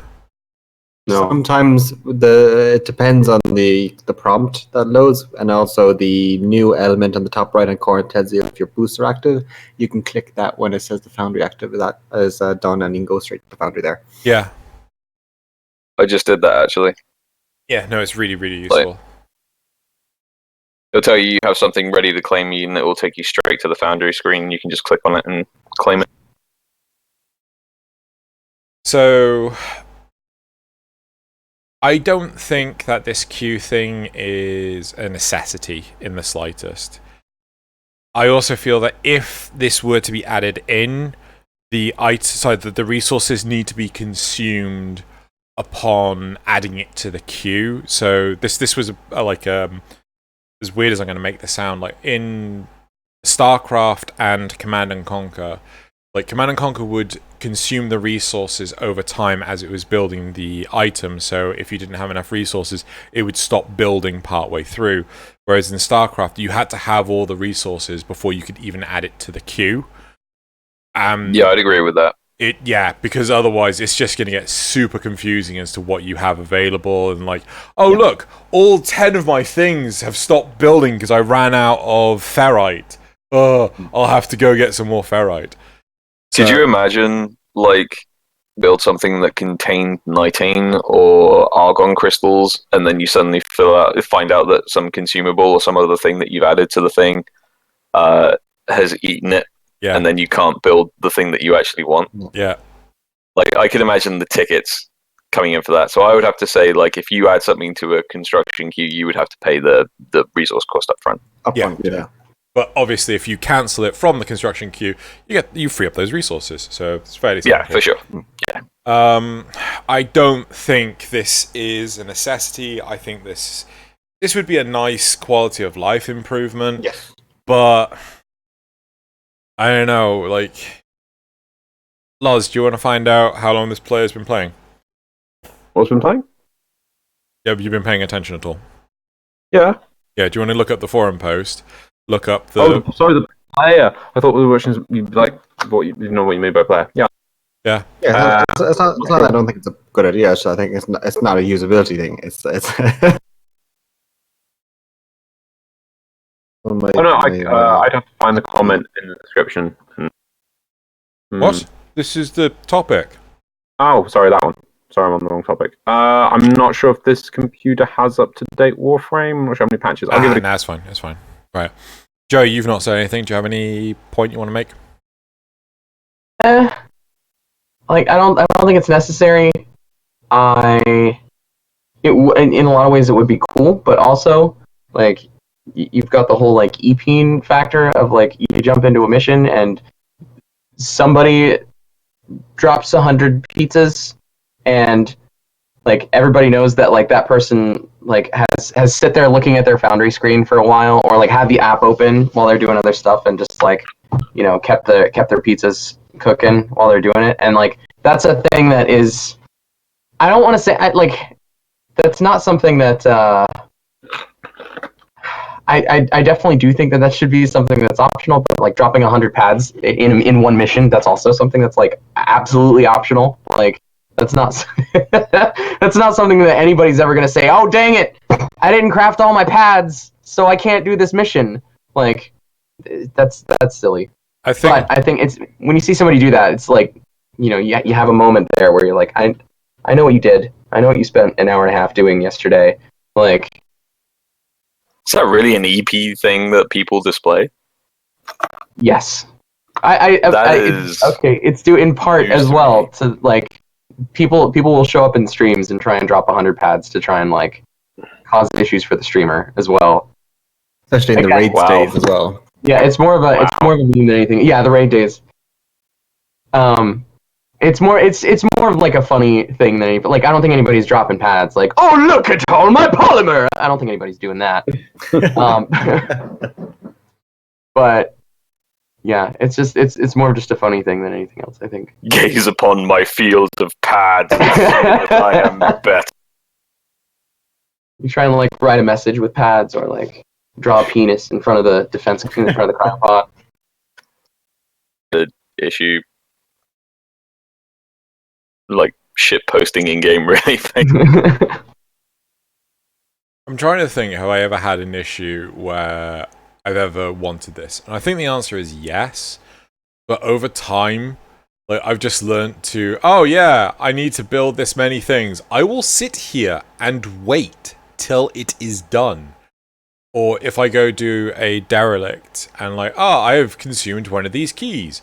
I will get this key ready building and wait for it to, I'll go do the mission, and by the time I'm done with the mission, the key would have finished.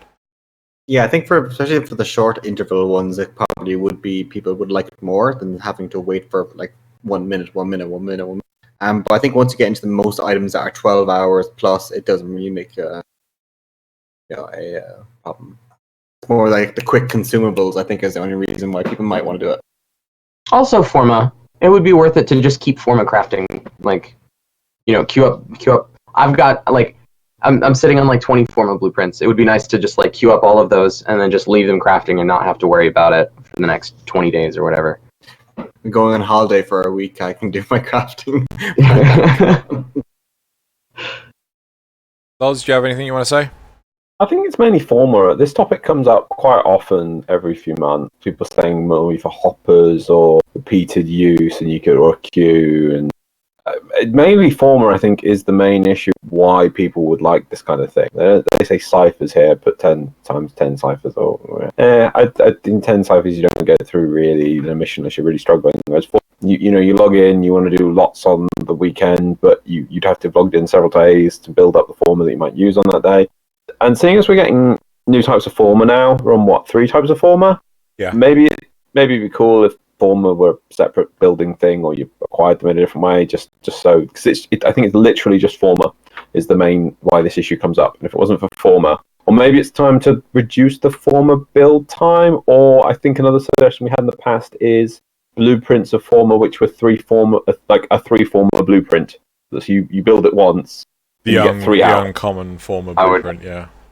Maybe you could even make it that 1 minute build time for 3 Forma blueprints to make 3 Forma blueprint, and then so that you build that one, then you can build 3, and that's it for that. You're going to get 3 of them. I don't know. It's tricky because at some point you do need Warframe does need to make money, and I assume the build queue thing is something at a low level that makes player goes, hey, I'll just throw some money because Forma aren't that expensive platinum wise, which is they are really cost effective if you actually spend platinum on them. So I think that's what people always really are asking for when they ask these things. Now that we've got the app as well, that we can control it, I don't think it's that big an issue anymore. I think it's hard for me to say because obviously I whenever I go Forma, I literally just go buy a 3 Forma and I could gift anyone 3 Forma bundle if they wanted because they do it. So it's a bit hard for me to say. I think we'd have to look at a player who is maybe the early to mid player who is working through his gear, trying to Forma stuff as well. They might find it really annoying that they have to keep doing each Forma one at a time if they've got a pile of blueprints. That's the only thing that the issue I think could be. But overall, I think it's fine. Everyone goes through that phase, and at the end of the day, you just have to wait a little bit. I think it's fine. Yeah, like those kind of build queues and those kinds of systems generally are used for player retention as well. Yeah. You know, keep the player motivated to come back and check out the game. Yeah. You know, so if you do that stuff, it's kind of what's the point of just? I think it's the whole thing, even with the login bonus days. You know, where we changed to more of a cumulative thing and say the progress is that it's more like you're not penalized, and then there's no real way. Like if you don't do it, then you just don't get the benefit. You know. But if you just queue all your builds, you log in once a month, but your stuff is still going all the time. You're not really playing the game, and you know if you're making a product, you really want people to come and use your product. You know. Yeah. So it can open the doors to laziness very quickly, I think. We move on to the replies, or does anyone else have anything they want to add on? No. Replies it is. Wording it as an upgrade we get for the Foundry sounds great. The incubator segment has gotten a few of those. Oh, that's it. Okay, yeah, it would be an upgrade for the Foundry, I guess, if you were going to do it like that.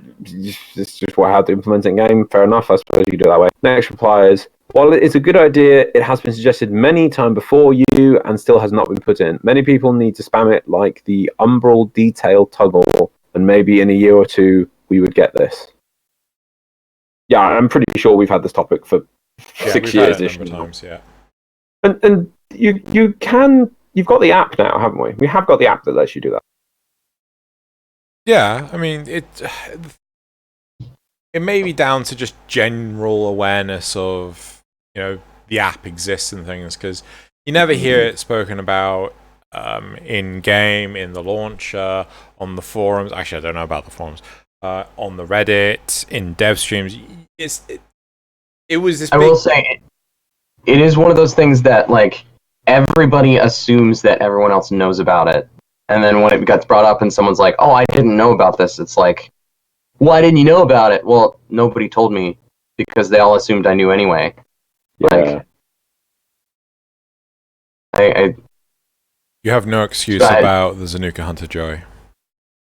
We're not talking about that. It's not. That was not on the topics today. All right. Surprise topic. I have to punch my way out this level. Oh my god. Joey never found that, by the way. Joey never found the punch. I thought I was supposed to be stealthy. I thought I was like. Says the person that tries to electrocute a mower by bullet jumping next to it. And succeeding at that, so therefore doing it more because it worked. Did it once, and then you got your gun. I did it 3 times, and then I got my gun. We're not talking about this right now, Xeno. And the last reply is, as one of the other players who think this would be a great idea, I can do nothing more than hoping that this suggestion will be taken into consideration. Smiley face. One day, maybe. Yeah, I don't... Like, if it was a choice of doing this or... God, I don't know, any other update, I'd probably say, yeah, just give us another other thing. I mean... But actually, to be fair, I would like it if... Because I've done this a number of times, especially more recently, where I've brought a gun to level up, like a kick gun, and I've just forgotten to unequip it and swap it back to my other thing. I would love it if there was, remind me to swap gun from when you quit. So you finish the mission, and it pops up a dialogue box. You wanted to swap your gun. I'm like, I did. Warning, you're about to start this mission with no mods. That's more of a content problem. You want to do? That's more of a player thing than a UI. No. But like, if it was a choice of like setting a reminder to me do that or have this queue, I'd rather the reminder. But what's the acronym? Like, the problem is between the monitor and the chair. PEBCAC. Yeah, there you go. Problem exists between keyboard and chair. Mm-hmm. I don't think... I worked in IT for 20 years. I know that one very well. Yeah. Cool. Right. Should we move on to the third topic? I can't think of a card for this one. We just ask people if this is an issue that they suffer. Do we really need a build queue? Okay. Get ready for a bunch of yeses. Yeah. I don't know. It's yes. Next week we'll be like, yo, it's yes. Like, do we need or do we want? That's the. Yeah. I mean, as a quality of life thing, I can see it being beneficial. And just to make a point on when people say, like, I hope it gets taken into consideration, don't assume that we haven't taken stuff like this under consideration. Yeah. There are cases that, we look at it and we don't think it's viable or it would have an impact on something else. For this particular decision, I have no idea. But I am making note of the topics that we are talking about today. And best thing I can do is escalate to dev. Surprise topic 3. Being able to go to your dojo in Captura for unaffiliated arbiters problems. Sorry, I'm joking. Right, Xeno, it says relic opening without spam recruit. I think you might need to check with glasses. I know they're going a bit thin. Maybe I should rewrite this document. Anyway, so topic 3. So we care about everybody's opinion apart from Xeno's. Yet you brought in the torpedo tube. Yeah, that's your one. That was already put in before I even knew. Torpedo tube. Hey, Xeno. Are you laying claim to that? No, not the slightest. I'm just happy it's happening. I get to shoot Loz out of it. It is happening, that's for sure. You are going to be That's why Loz is wearing the helmet. So when I shoot him... Tube. Loz is ready for hole penetration. I said hole. Hey, I've got protection.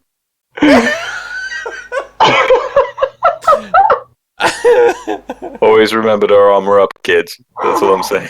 Like torpedoes make my day, but arcing torpedoes make my whole week. No, do you know that phrase? No, clearly not. So that says, was it sex makes my day, but anal makes my whole week. Ever heard of that? No. I've heard of it now, and I really wish I hadn't. There's things I learned today. Okay. I learned that there's a thing called... Topic 3. Relic opening without spamming recruiting chat. It'd be great to be able to matchmake based on the relic we bring to fissures to make it easier to find like items. I personally don't think that searching in the recruiting chat for other players with the same relics adds anything to the game. Then why are you proposing it? Can you repeat that for me? Because the way that you William Shatner paced that sentence made it like fall out of my ear. So okay. It'd be great to be able to matchmake based on the relic we bring to fissures to make it easier to find like items. I'm reading this verbatim. So what they're saying is, if I pick a certain relic, I want to be match made with people who have also picked that relic. Exactly. I'll read the original topic here, which I think maybe is a bit more legible. I think this is... Here we go. Hello, I guess someone already suggested this, but I couldn't find it, so here I am, wondering if there's why the suggestion I want to make isn't in the game. I would like that when you start a Void Fisher mission, you can optionally select only same relic. That would of course mean that if you have a Radiant Neo R1, for example, only people with Radiant R1s would join your party, making it much less of a pain to open relic. I personally don't think that searching in the recruiting chat for other players with the same relics adds anything to the game. Maybe it's a downside. I can't see. Do tell me. What if they don't have Void Racist. Essence to relic the... like to up their relics. See, the thing is, this leads to a very exclusionary kind of frame set, I think. Like, people want to go crack relics, but they want to crack whatever they want, and they just need people to help with the mission. There's not enough missions on there to say this one is exclusively for, I want Nova Prime chassis. Like, there's too many parts, not enough alerts I don't know. Just off the top of my head, and something might come about where this is easier. Some sort of matchmaking toggle for find people who match my relic, but to then require that they be radiant on top of that is, I think you're going to find yourself without people to farm that relic with over finding people to help you farm a relic. Yeah, I completely agree. I was going to say. Go ahead, Connor. No, saying when we were saying, I think it literally popped in my head. It was waiting for players is all you would see, just constantly. If you were to do some of that as a matchmaking option, it would have to be top level, just for the same name. That's it's too exclusionary. It's so what happens if you have someone that takes a specific relic but then doesn't select the option? They're just going to be swallowed up so damn quickly in the matchmaking system. So are they going to suddenly have to have an artificial delay of, has anyone else got this thing? Yes, right. It's going to be a system that is barely used because the wait time is too long. And then it'd be like waiting for Conclave. Yeah, it would actually be like waiting for Conclave. There you go. Genuine comparison. It seems like this way that it would shift basically the current relic system back towards the old key. It has that kind of mindset of we're only want people with this one key kind of thing, which the new system, as Bear said, is kind of a bit more open. Yeah. I think it'll also be a bit of a beginner's trap, or for someone who hasn't played in a while, who probably goes in, ticks this box, sits there with their Radiant Vaulted Relic. Oh, seems to be joining my mission. I've been waiting for 10 minutes, half an hour even. Oh, I guess nobody wants to do this relic then. But they'd have no way of knowing that, it's very hard for the game to try and queue for a Radiant Vaulted Relic to find. And also, is this just if it finds one other person? What happens if you find one of the people and they got two people sitting in a queue of a team? Does it have to wait till there's four people? You'd have the manual start button probably like normal, but then you have also the same thing laws about Barrow special relics and these kind of relics that are very, very exclusionary. It's no, this is the sensible thing is run your relics, go farm more relics, and then join back, and you'll have made you'll have put together and completed 10 more missions and played with 30 more players than if you just sat there in the queue going, I can't wait to get 4 people together for this one Radiant relic, it's gotta be amazing. We all got rubbish anyway. Right. The whole reason why this is brought forward is because someone wants to get their, let's say, the Wukong chassis or whatever. They want to get it as efficiently as possible. They want to maximize their odds, but even so, the results aren't mutually exclusive. So if someone has let's say a Bursting Prime receiver, that doesn't remove it from the reward table of the other relics. So it doesn't add anything. It just, you just got to mind. To be fair, how often do you guys run rad shares in recruiting chat or with friends where you're all okay, we're gonna run this relic, it's gonna be Radiant, and all 4 of us are gonna run it to try and get this one rare part? Okay, I'm gonna admit neither. Yeah, okay. I do it with new ones. The squad will be we're going to try and get this one part, and we'll try to get what if we can have the same one, great. Otherwise, we'll try and get different Radiants in the same set. We do that when there's ever new Prime Access.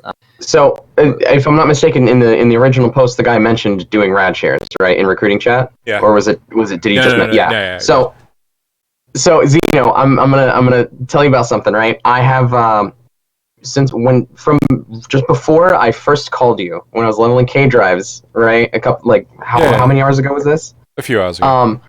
I have been sat here in recruiting chat looking for a Lith L1 rad share. And that's the relic that drops the Loki systems, right? It's pretty rare. I've posted, haven't gotten any responses, and not a single other person has said, I'm looking for a rad share. I probably have one. No, I'm not saying that you don't have one. I'm just saying that. No, but I'm saying I'll we'll go.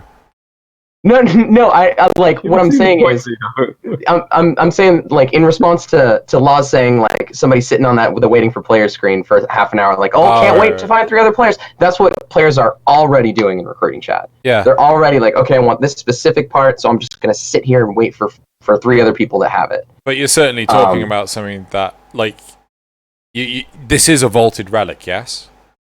Yes. Yeah. So like the odds of getting that are exceptionally low.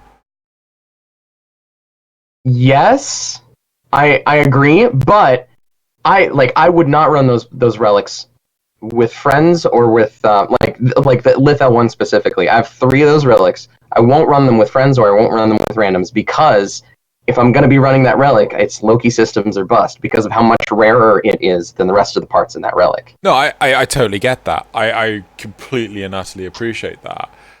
But at the same time, like, they would have to go away and actually implement this whole I'm looking for X reward or I'm looking for Y relic. I'm not saying that recruiting chat is a good... I'm not saying that's a good... or that's a good alternative to what this player is suggesting. I'm not saying that what this player is suggesting is a good alternative to recruiting chat. I'm just saying that that's where we are right now. That's where that's where a lot of players are right now in terms of like how they go about looking for a specific Warframe or weapon or whatever, even if it's something that's vaulted. To the point that, I mean, it's and again, I kind of like this about Warframe, but it kind of forces the player to make a decision about like, okay, is it going to take me less time? Is it going to be less sitting on my hands waiting on recruiting chat, or should I just go farm Plat and then buy it from the market? Like, I like that about Warframe, but that's a decision that a lot of players have to make. I feel if they're going for something specific. The way I see it is this kind of as well, like. If you're looking about the even like newer players or younger players and kind of discoverability of these options, when you go through the chat options, people can generally see the recruiting chat. They know what it straight away is. But this kind of like matchmaking custom to relic farming is very context specific, which means that you will never know if the thing is available to you until you go to that first relic mission, and then you have to customly go to the tab to find out is this. So straight away, even if it was implemented and people saw it in a patch notes or whatever, recruiting chat would probably still be used mostly by people because the mindset is that, oh, I need to get a graduate group, I'm going to go to recruiting chat. So although the functionality might allow you to do it, the mental model's already established in the players of how they go about it or where to look at from the very, very get-go from the start, you know? And this kind of, even though context-specific actions are very good and very interesting, but that kind of stuff where it's in terms of like a matchmaking basis, the player won't know where to look once they have to select the mission because the mental model's already established that I select my type first, and then I select my mission, and then I go. But if you need to select your mission first, and then your type of matchmaking, there's already cognitive dissonance by how that works, you know?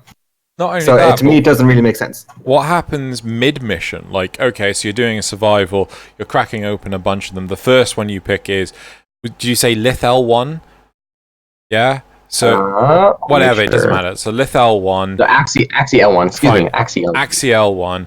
And then the second relic is you use your second Axie L1, but someone goes, I'm going to use Neo M1. Like, no, I don't want you to use that. I want you to use Axie L1. I mean, how the hell's that going to work? I mean, does it then like kick you out of the mission if you run out of Axie L1? Yeah. So it's like I said. I mean, like it seems more exclusionary of people.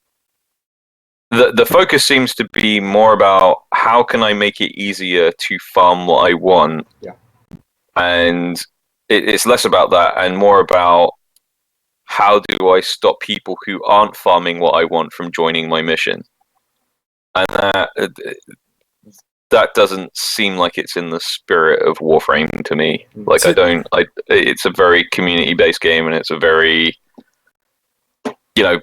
matchmake with people, radshare, cool, but it's like I get the same feeling when people like go on Eidolon hunts and they're like, if you haven't got this set like amp build, then we're kicking you out of the group. That just seems screwy and wrong to me. Like it's very I can't get behind like systems that will exclude people just because they're not doing something that you as a player do not like. I remember reading topics ages ago about if you had primed continuity or just regular continuity for trials. You know, it's stupid. I remember those days. Yeah. But like, You so didn't- my and those early days, we didn't know if Barrow was going to be bringing those prime mods back or not. yeah, but So like, it was like, well, looking at this topic, like it screams to me, this is a solution for this is one idea for my problem. My problem is I want to get a Loki systems. Therefore, I don't want to waste time sat trying to put together a group for Axial ones. I just want to be able to get it easily. In all honesty, this screams to me the problem is that this person has a disconnect with trade chat. Maybe they don't want to use trade chat. Maybe they don't know how to use trade chat. Maybe they're concerned about trade chat. I mean, yeah, it feels like an odd tangent to go down, but if people are... Okay, so Joey, are you in the game right now? yeah. Right, could you go into trade chat and filter Loki systems and just see like what comes up? Or Loki set or Loki whatever, just to see if that is even a viable option. Let's see.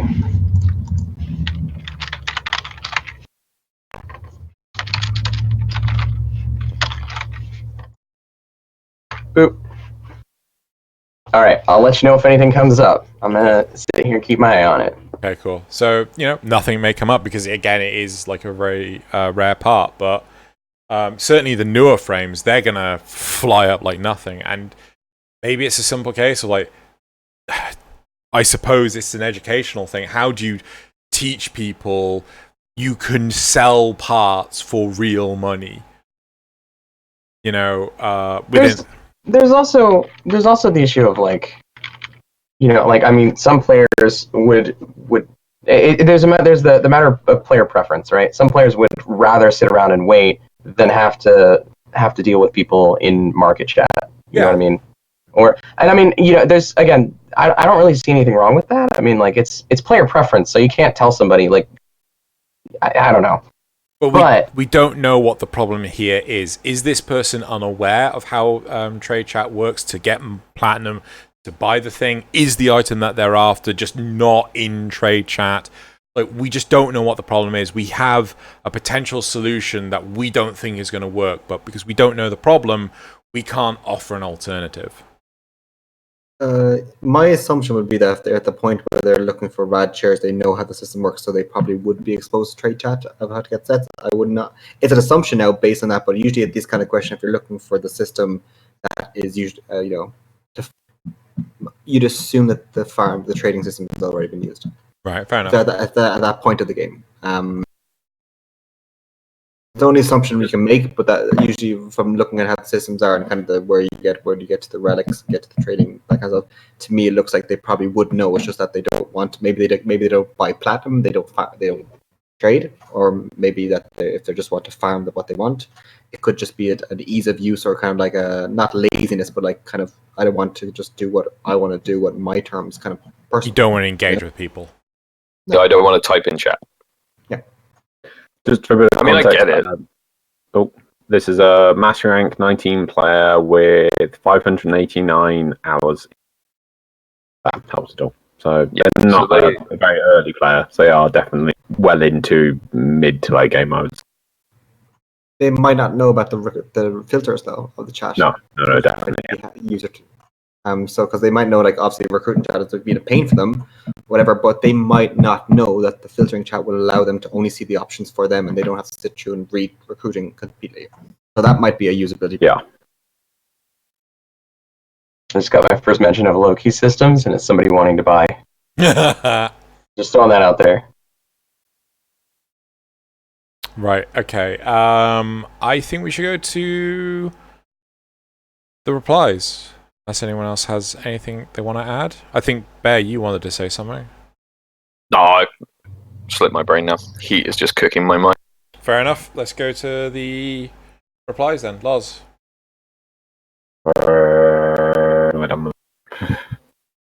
Many windows. Quite a few of these ones, quite long. The issue with your suggestion is nothing like it is in game code. That means DE will have to design the matchmaking for it, test it, and then implement it. That could be a large amount of effort. I do not know. The feature seems like it might be a nice thing. It is fairly uncommon to want to run only a specific relic. Thing. There's uncommon here. No. It might be a niche thing. I'm just reading the text. It says it is fairly uncommon to want to run a specific relic. Never mind. Just keep going. So the way I see it, the amount of effort to implement this system is just not justified by what it will add. I doubt I would have a use for it. That's a fair point. I mean, yeah, how many people are going to make use of it?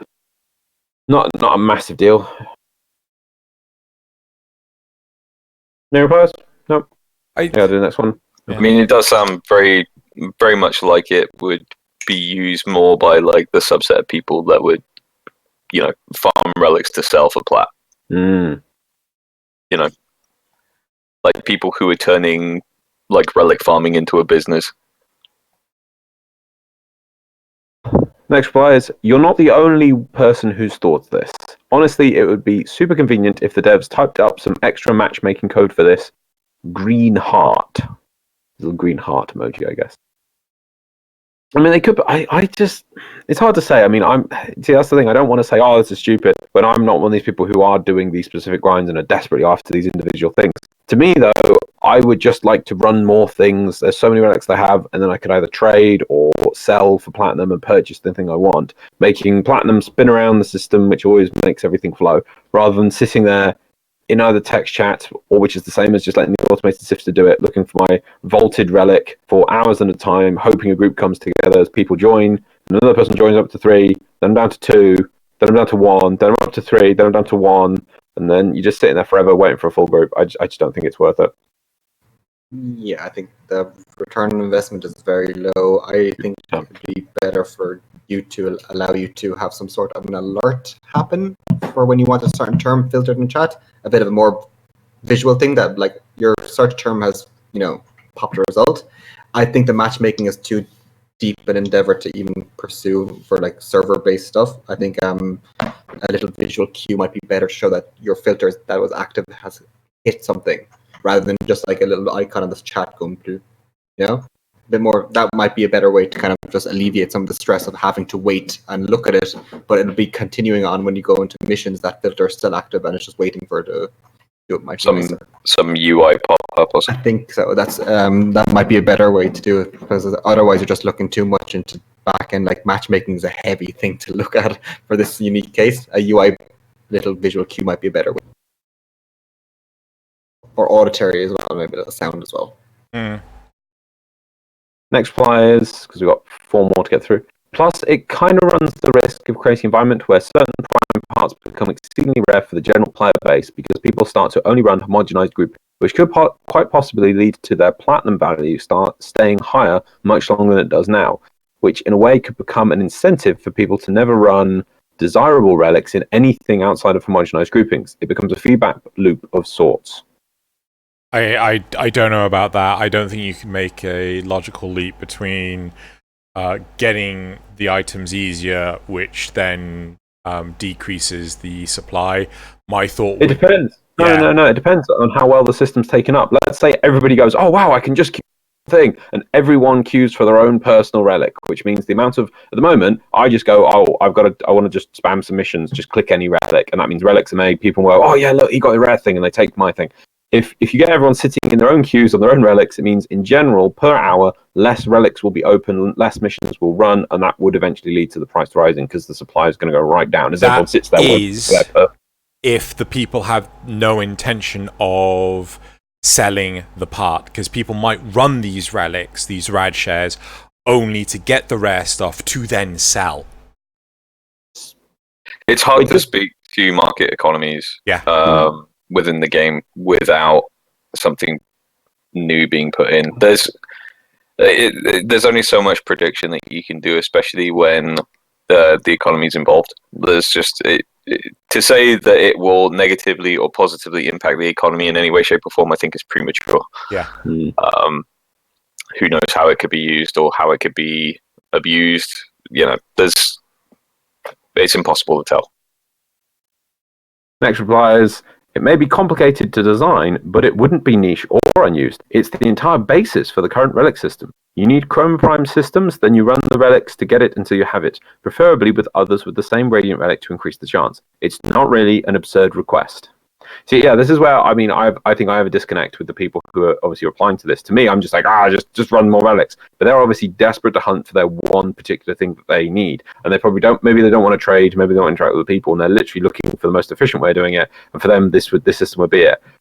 And I think there's a conflict between what I see and what they see on this one. Saren Prime, right? You remember there was for the anniversary event, we got Saren Prime relics? Yeah. For some players, they were not around when Saren Prime was was a Prime access that they could like grind out in game. Some players started after that, and that's the only Saren Prime relics that they have seen in the game so far. And if they run those relics and they don't get Saren to drop from those, that's it. Like they at that point they maybe then it's like, okay, well, what can I sell for Plat to get the Plat to buy the Saren that I otherwise could have gotten with the relics had I been a little more wise with how I used them. And again, I don't necessarily think that that's a bad thing, but that's a thought process that I see pretty regularly. It's like, okay, I've got these relics. How do I get the thing that I want from these relics before they're gone? I get it, but it's difficult. I mean, we don't know how this system would be used. We don't know if this system could be used. I don't think it is a huge amount of work to add in this sort of filtering.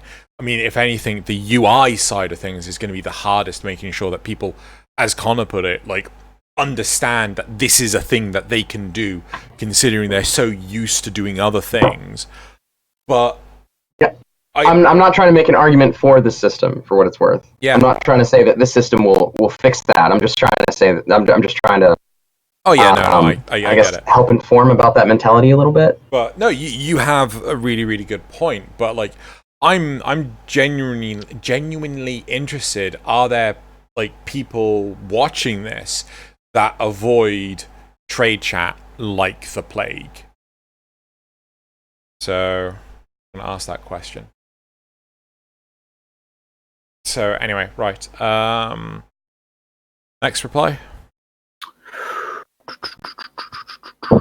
Even if it shakes things up in certain ways, I'm all for it. DE always finds a way to nerf or screw with things to make them not fun anymore. This system would make me run more relics randomly instead of just when a new prime comes out. This system would make me run more relics randomly. Well, you can run relics randomly whenever you want instead of just when a new prime comes out. I think they mean that that's not random. The last reply, just so we get it done, is I just don't see the advantage of just going to either recruitment or your clan and making a pre-made group. For new relics, it'll be easy. For older/rare relics, probably far quicker. I think that's far quicker than just doing them by yourself. Wait, what? I think for new relics it'll be easy. I think to put groups together and do this. Yeah. And I think for older/rarer relics, probably far quicker, and I assume they're implying far quicker than getting match made with other people right. that have that relic. I'm with it. I get the point. No, I agree with that sentiment. Cool, right, so that's it for the topics. And now we're moving on to the Maymays. No, it is the Maymays, isn't it? Are we doing mayonnaise? Yeah. Maymays. We'll do the Maymays. They're not in that window. They're in the other window. They are. Okay. Are you guys ready? Hold on. Making frame review. Let's go. No, wait. Wrong one. God damn it, turn off. There we go. Okay, so what Xeno is just playing my buttons, just so everyone knows. These are, all I do every week is I just go to the meme frame Reddit, or r/meme frame. They have daily, they'll put up hilarious memes. Each week I just go, I search by top for the week, and then I just look through and find the ones I find good. Obviously, it's a bit popular opinion, better the ones I choose. I don't just go for the 6 popular ones, because sometimes I'm like, and sometimes like we're not showing that. So yeah, it's kind of filter both. But if you want a daily laugh, go to the Meme Frame Reddit. They have loads of jokes and there's loads of great people on there that just keep spamming us with memes because memes make the world go round. So Xeno, you ready? Yep, first one's up. So if we go, gentlemen, to the first meme, which should be called "Insert unsolicited comparison of two very different games." I love the title. I love the title so much. Yep. So we have Warframe players de-releasing free expansions, and the person is overjoyed. I assume they're being proposed to. In the background, you've got a girl and a guy. The guy with the bungee in front of him does not look happy. And the Destiny 1 and 2 players being like, "Oh my god, look at that!" Very good, lovely meme from the Baller official. Yep. Right. So next meme. Tap the mic. Why am I doing that? I can't believe they're adding my boy Clem into Overwatch. I didn't believe. It's like, what are you talking about? And I'm like, oh yeah, he kind of does look a bit like Clem. There you go. God. Everyone seems to love that one. Is it? Show us Clem's feet. Yeah, that's a good question. What is it? What's Show this guy's feet. name? It's Sigma. Sigma. Yeah, I've heard actually a lot of comparisons that people are saying that he's basically exactly the same to the Mega Man Sigma, and that they're saying that he's just a copy of that. Well, clearly he's also a copy of Clem. There we go. So anyway, moving on to number 3, Tenno shaming intensifies. Now this meme's been going around. I finally found a Warframe version of it, so it's going on there. So we have Mo chucking Barney out of the bar. It's Tenno chucking Captain Vor, looking happy what he's done, and then sneaking up behind you. It's Corrupted Vor. Yeah. What is happening with Corrupted Vor? I want to know. He's been a bit absent for a while, hasn't he? He's sleeping. Clearly. Slow as Hunho. Yeah, clearly they're teaming up together. Right, moving on to the 4th meme. Nightwave invasions be like me during Nightwave. When I pick invasions, I don't go. By the way, if this week I think it was do 7 or 9 invasions was on the Nightwave, so that's why this has been clearly appeared. When I pick invasions, I don't go by factions or awards. I go by the amount of pain in my ass. I like the corpus little crying from the energy. It is true when you see one, it's like defense. Yeah. No, we ain't doing that. Oh look, sabotage! Yay, blow up some machines. Job done. Profit. Right, moving on to meme number 5. I've baited the traps. I'll add V whenever I start a disruption mission. In case you haven't noticed, you've fallen right into my trap. If you guys haven't seen that, I think that's Megamind is the film. Yeah. It is Megamind, yes. I haven't seen it. Yeah. So as you see, I don't know why you keep saying I baited the traps, but there you go. And then the last. Well, no, the whole point is that the superhero is just like, yeah, this trap means nothing to me. Like the disruption missions, where it's like, oh, you fall into my trap. This trap is nothing. It's like I've baited the traps, and the Tenno will turn up or something. Like, yeah, who cares? Yeah, his overblown sense of smugness. It's like, ha ha ha, I have you now. Okay, yeah, sure. Right, Let's go with The last one. What's that shadowy place? I think the Lion King's come out now everywhere, so we can have this. These are all your chat windows. What's that shadowy place over there? That's region chat. You must never go there. Wait, let's see how long it takes us to get a JoJo reference. Oh, that's it. No more JoJo reference. Oh, what, in chat? Yeah. Haven't you already had one? Wait, hang on. Walks in. Scroll down the first reply. Walks in. Sees JoJo reference. Walks out. I mean, if I saw a JoJo reference in region chat, I'd probably stop and see where it was going, but it's region. It's probably followed by someone talking about the pustules on their anus. Okay. What the fuck? Right. All the JoJo jokes. Lovely. Right. That's it for the memes of the week. Xeno, now you must give us the... do you need to paste them? Yeah, you need to paste them. Okay. I will paste the community shoutouts for the week. 7. Good choice. Good amount. Not too many. Right. Here is some community shoutouts from Xeno. We start. Xeno. Okay. Oh, whoops, wrong one. Right, so the first community shout out is this lovely Titania and Wisp by Frevelisk. Oh. Can we also have can Zephyr can just be like on the ground looking up and crying at least? Like, oh, I don't Sorry, I've just realised, Connor, your webcam's completely frozen. Either that or you're just looking just striking down. a solid pose. It may not be coming back. Oh no, there you are. Lovely visage as ever. My CPU is choking from Google Chrome and Discord for some reason. Cool. Yep. web browsers. Right, so that's the first community shout-out. Second community shout-out is this gorgeous sentient... there's 2 designs by Height, and I just love the idea of there's this sentient walking around on its arms with that giant blades, and yeah, just awesome. All of the hugs. We need more Eidolons. Cool. I know it's this development time, obviously, but just like I love the ones like that. They just completely change the format. It's like the amalgams, but take complete form. New War. Yeah, maybe. Ewan Heights art gives me life, by the way. Yes, It's so good. Yeah, So good. Right, the third community shout out is this lovely Garuda by Scorched Ice. nice. There's 2 of them, different coloured backgrounds. Mm. Right. The fourth community shout out is again another sentient design, or there's a few of them actually, by Very Salty Tenno. I actually really like the dog-like one. I love the Kiwi list. I love the sketch of the moa, and it's just got angry sentient. From Ballista mech suit, that's all. Right. The fifth community shout out is this Mirage Prime by Daster Creations. Adorable.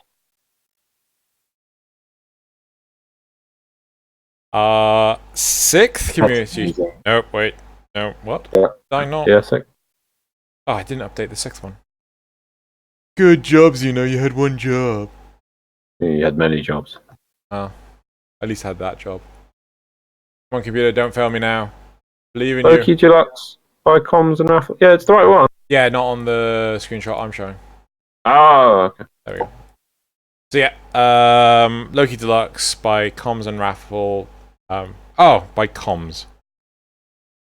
No, wait, no. What's the name of the person? Dat Lunart. Yeah, clearly it's that person's name and not the stupid name. Luna. Yeah. Not commissions and raffle open. Hey, it was really hot when I did this. It's still hot now, okay? Reading, no good. Right. And then the 7th community shout out is this lovely Excalibur Umbra sketch by Bleached Rainbows. Just a sketch. Just a sketch. Just a doodle. Just a sketch. Yeah. Just a sketch. It's amazing work. Yeah. Right. That's it for the So good. community shout-outs. Before we do the quote, I just want to thank you 3 very much for coming on the show. It's lovely having you on, especially getting to episode 300 of this. Yeah, insane- 300, eh? Yeah, Jeez. yeah.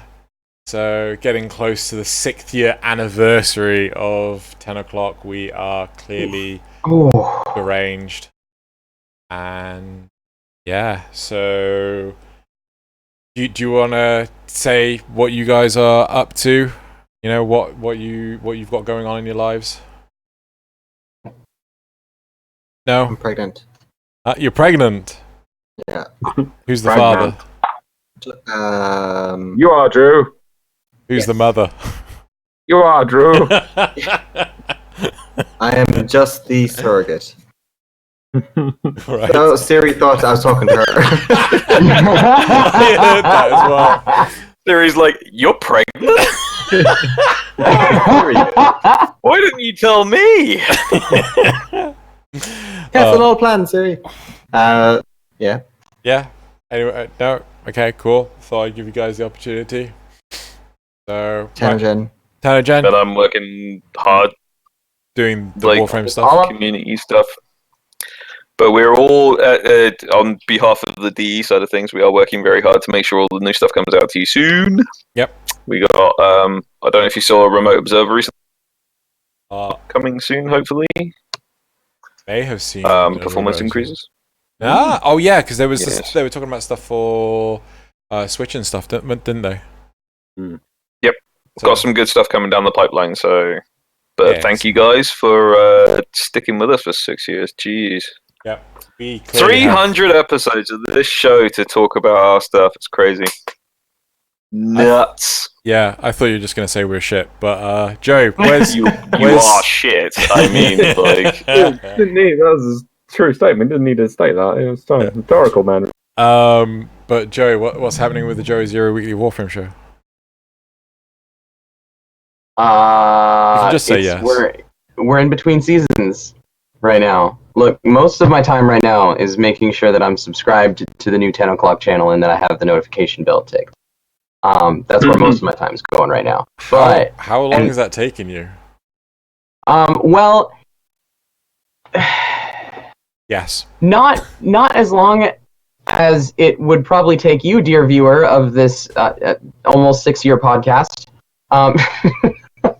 I feel sorry, like I hope you guys... you're plugging the wrong content here. I mean, you're supposed to be plugging... No, I'm trying to plug your channel, Xeno. Yeah, Let me plug your channel.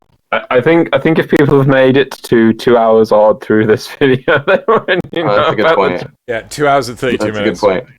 Right. Beyond that, so I'm in between seasons of the show, and I'm doing a 30-day stream streak right now. So that's what... Every day, 3 p.m. Eastern, just about. Yeah. Cool. Okay. Oh, you've overrun that. Sorry, my bad. Okay, so Loz, hit us up with your quote. Okay, before I do it, Xeno, I just want to point out that thanks to the list that we have in Google Drive, I almost redid a quote, but I didn't because I found it on there, so maybe you should update yours. Yeah. Right, but this is from one of the films that has been used before, but I've gone for a different quote scenes. I think I worked well this one. Okay, here we go. Yes, the actual 7 principles. The original Orokin Vitruvians that Ballas brought down from the council and disseminated, if you believe in that sort of thing. Didn't you guys ever read the archives? Look, the Corpus took the broken Vitruvians and put them into the codices. When they settled on Jupiter, they put the codices in a place called the Void, where they stayed for many years, till all of a sudden, whoosh, they were gone. Fuck, I recognise this. It's a 1981 No, Joey. Old film. Joey. No. No? Is it an Indiana Jones film? Never. I was thinking an Indiana Jones film. Yeah. Maybe. Raiders of the Lost Ark? It is. Crystal Skull. Okay. No, it's Raiders of the Lost Ark. Crystal Skull doesn't exist, and you know it. Yeah. Such a bad movie. Is it the part where they're in Venice? Yes, the actual 10 Commandments, the original stone tablets that Moses brought down out of Mount Horeb and smashed, if you believe in that sort of thing. Didn't you guys ever go to Sunday school? Look, the Hebrews took the broken pieces and put them in the Ark. Then they settled in Canaan. They put the Ark in a place called the Temple of Solomon, where it stayed for many years, till all of a sudden, whoosh, it was gone. That quote actually worked really well. I was like, is this actually from, like, the sacrifice? Yeah. Yeah, no, that was good. Right, so again, thank you very much, guys, for being on the show. It's absolutely lovely having you 3 return. Yeah, thank you for having me. And Cheers, love. Cheers, love. Cavalry's here. Oh, Cheers, God. love. All right. And we will see you, lovelies, next week. Here's for 300 more. No, please don't say that. Later, nerds. I thought we were retired, you know.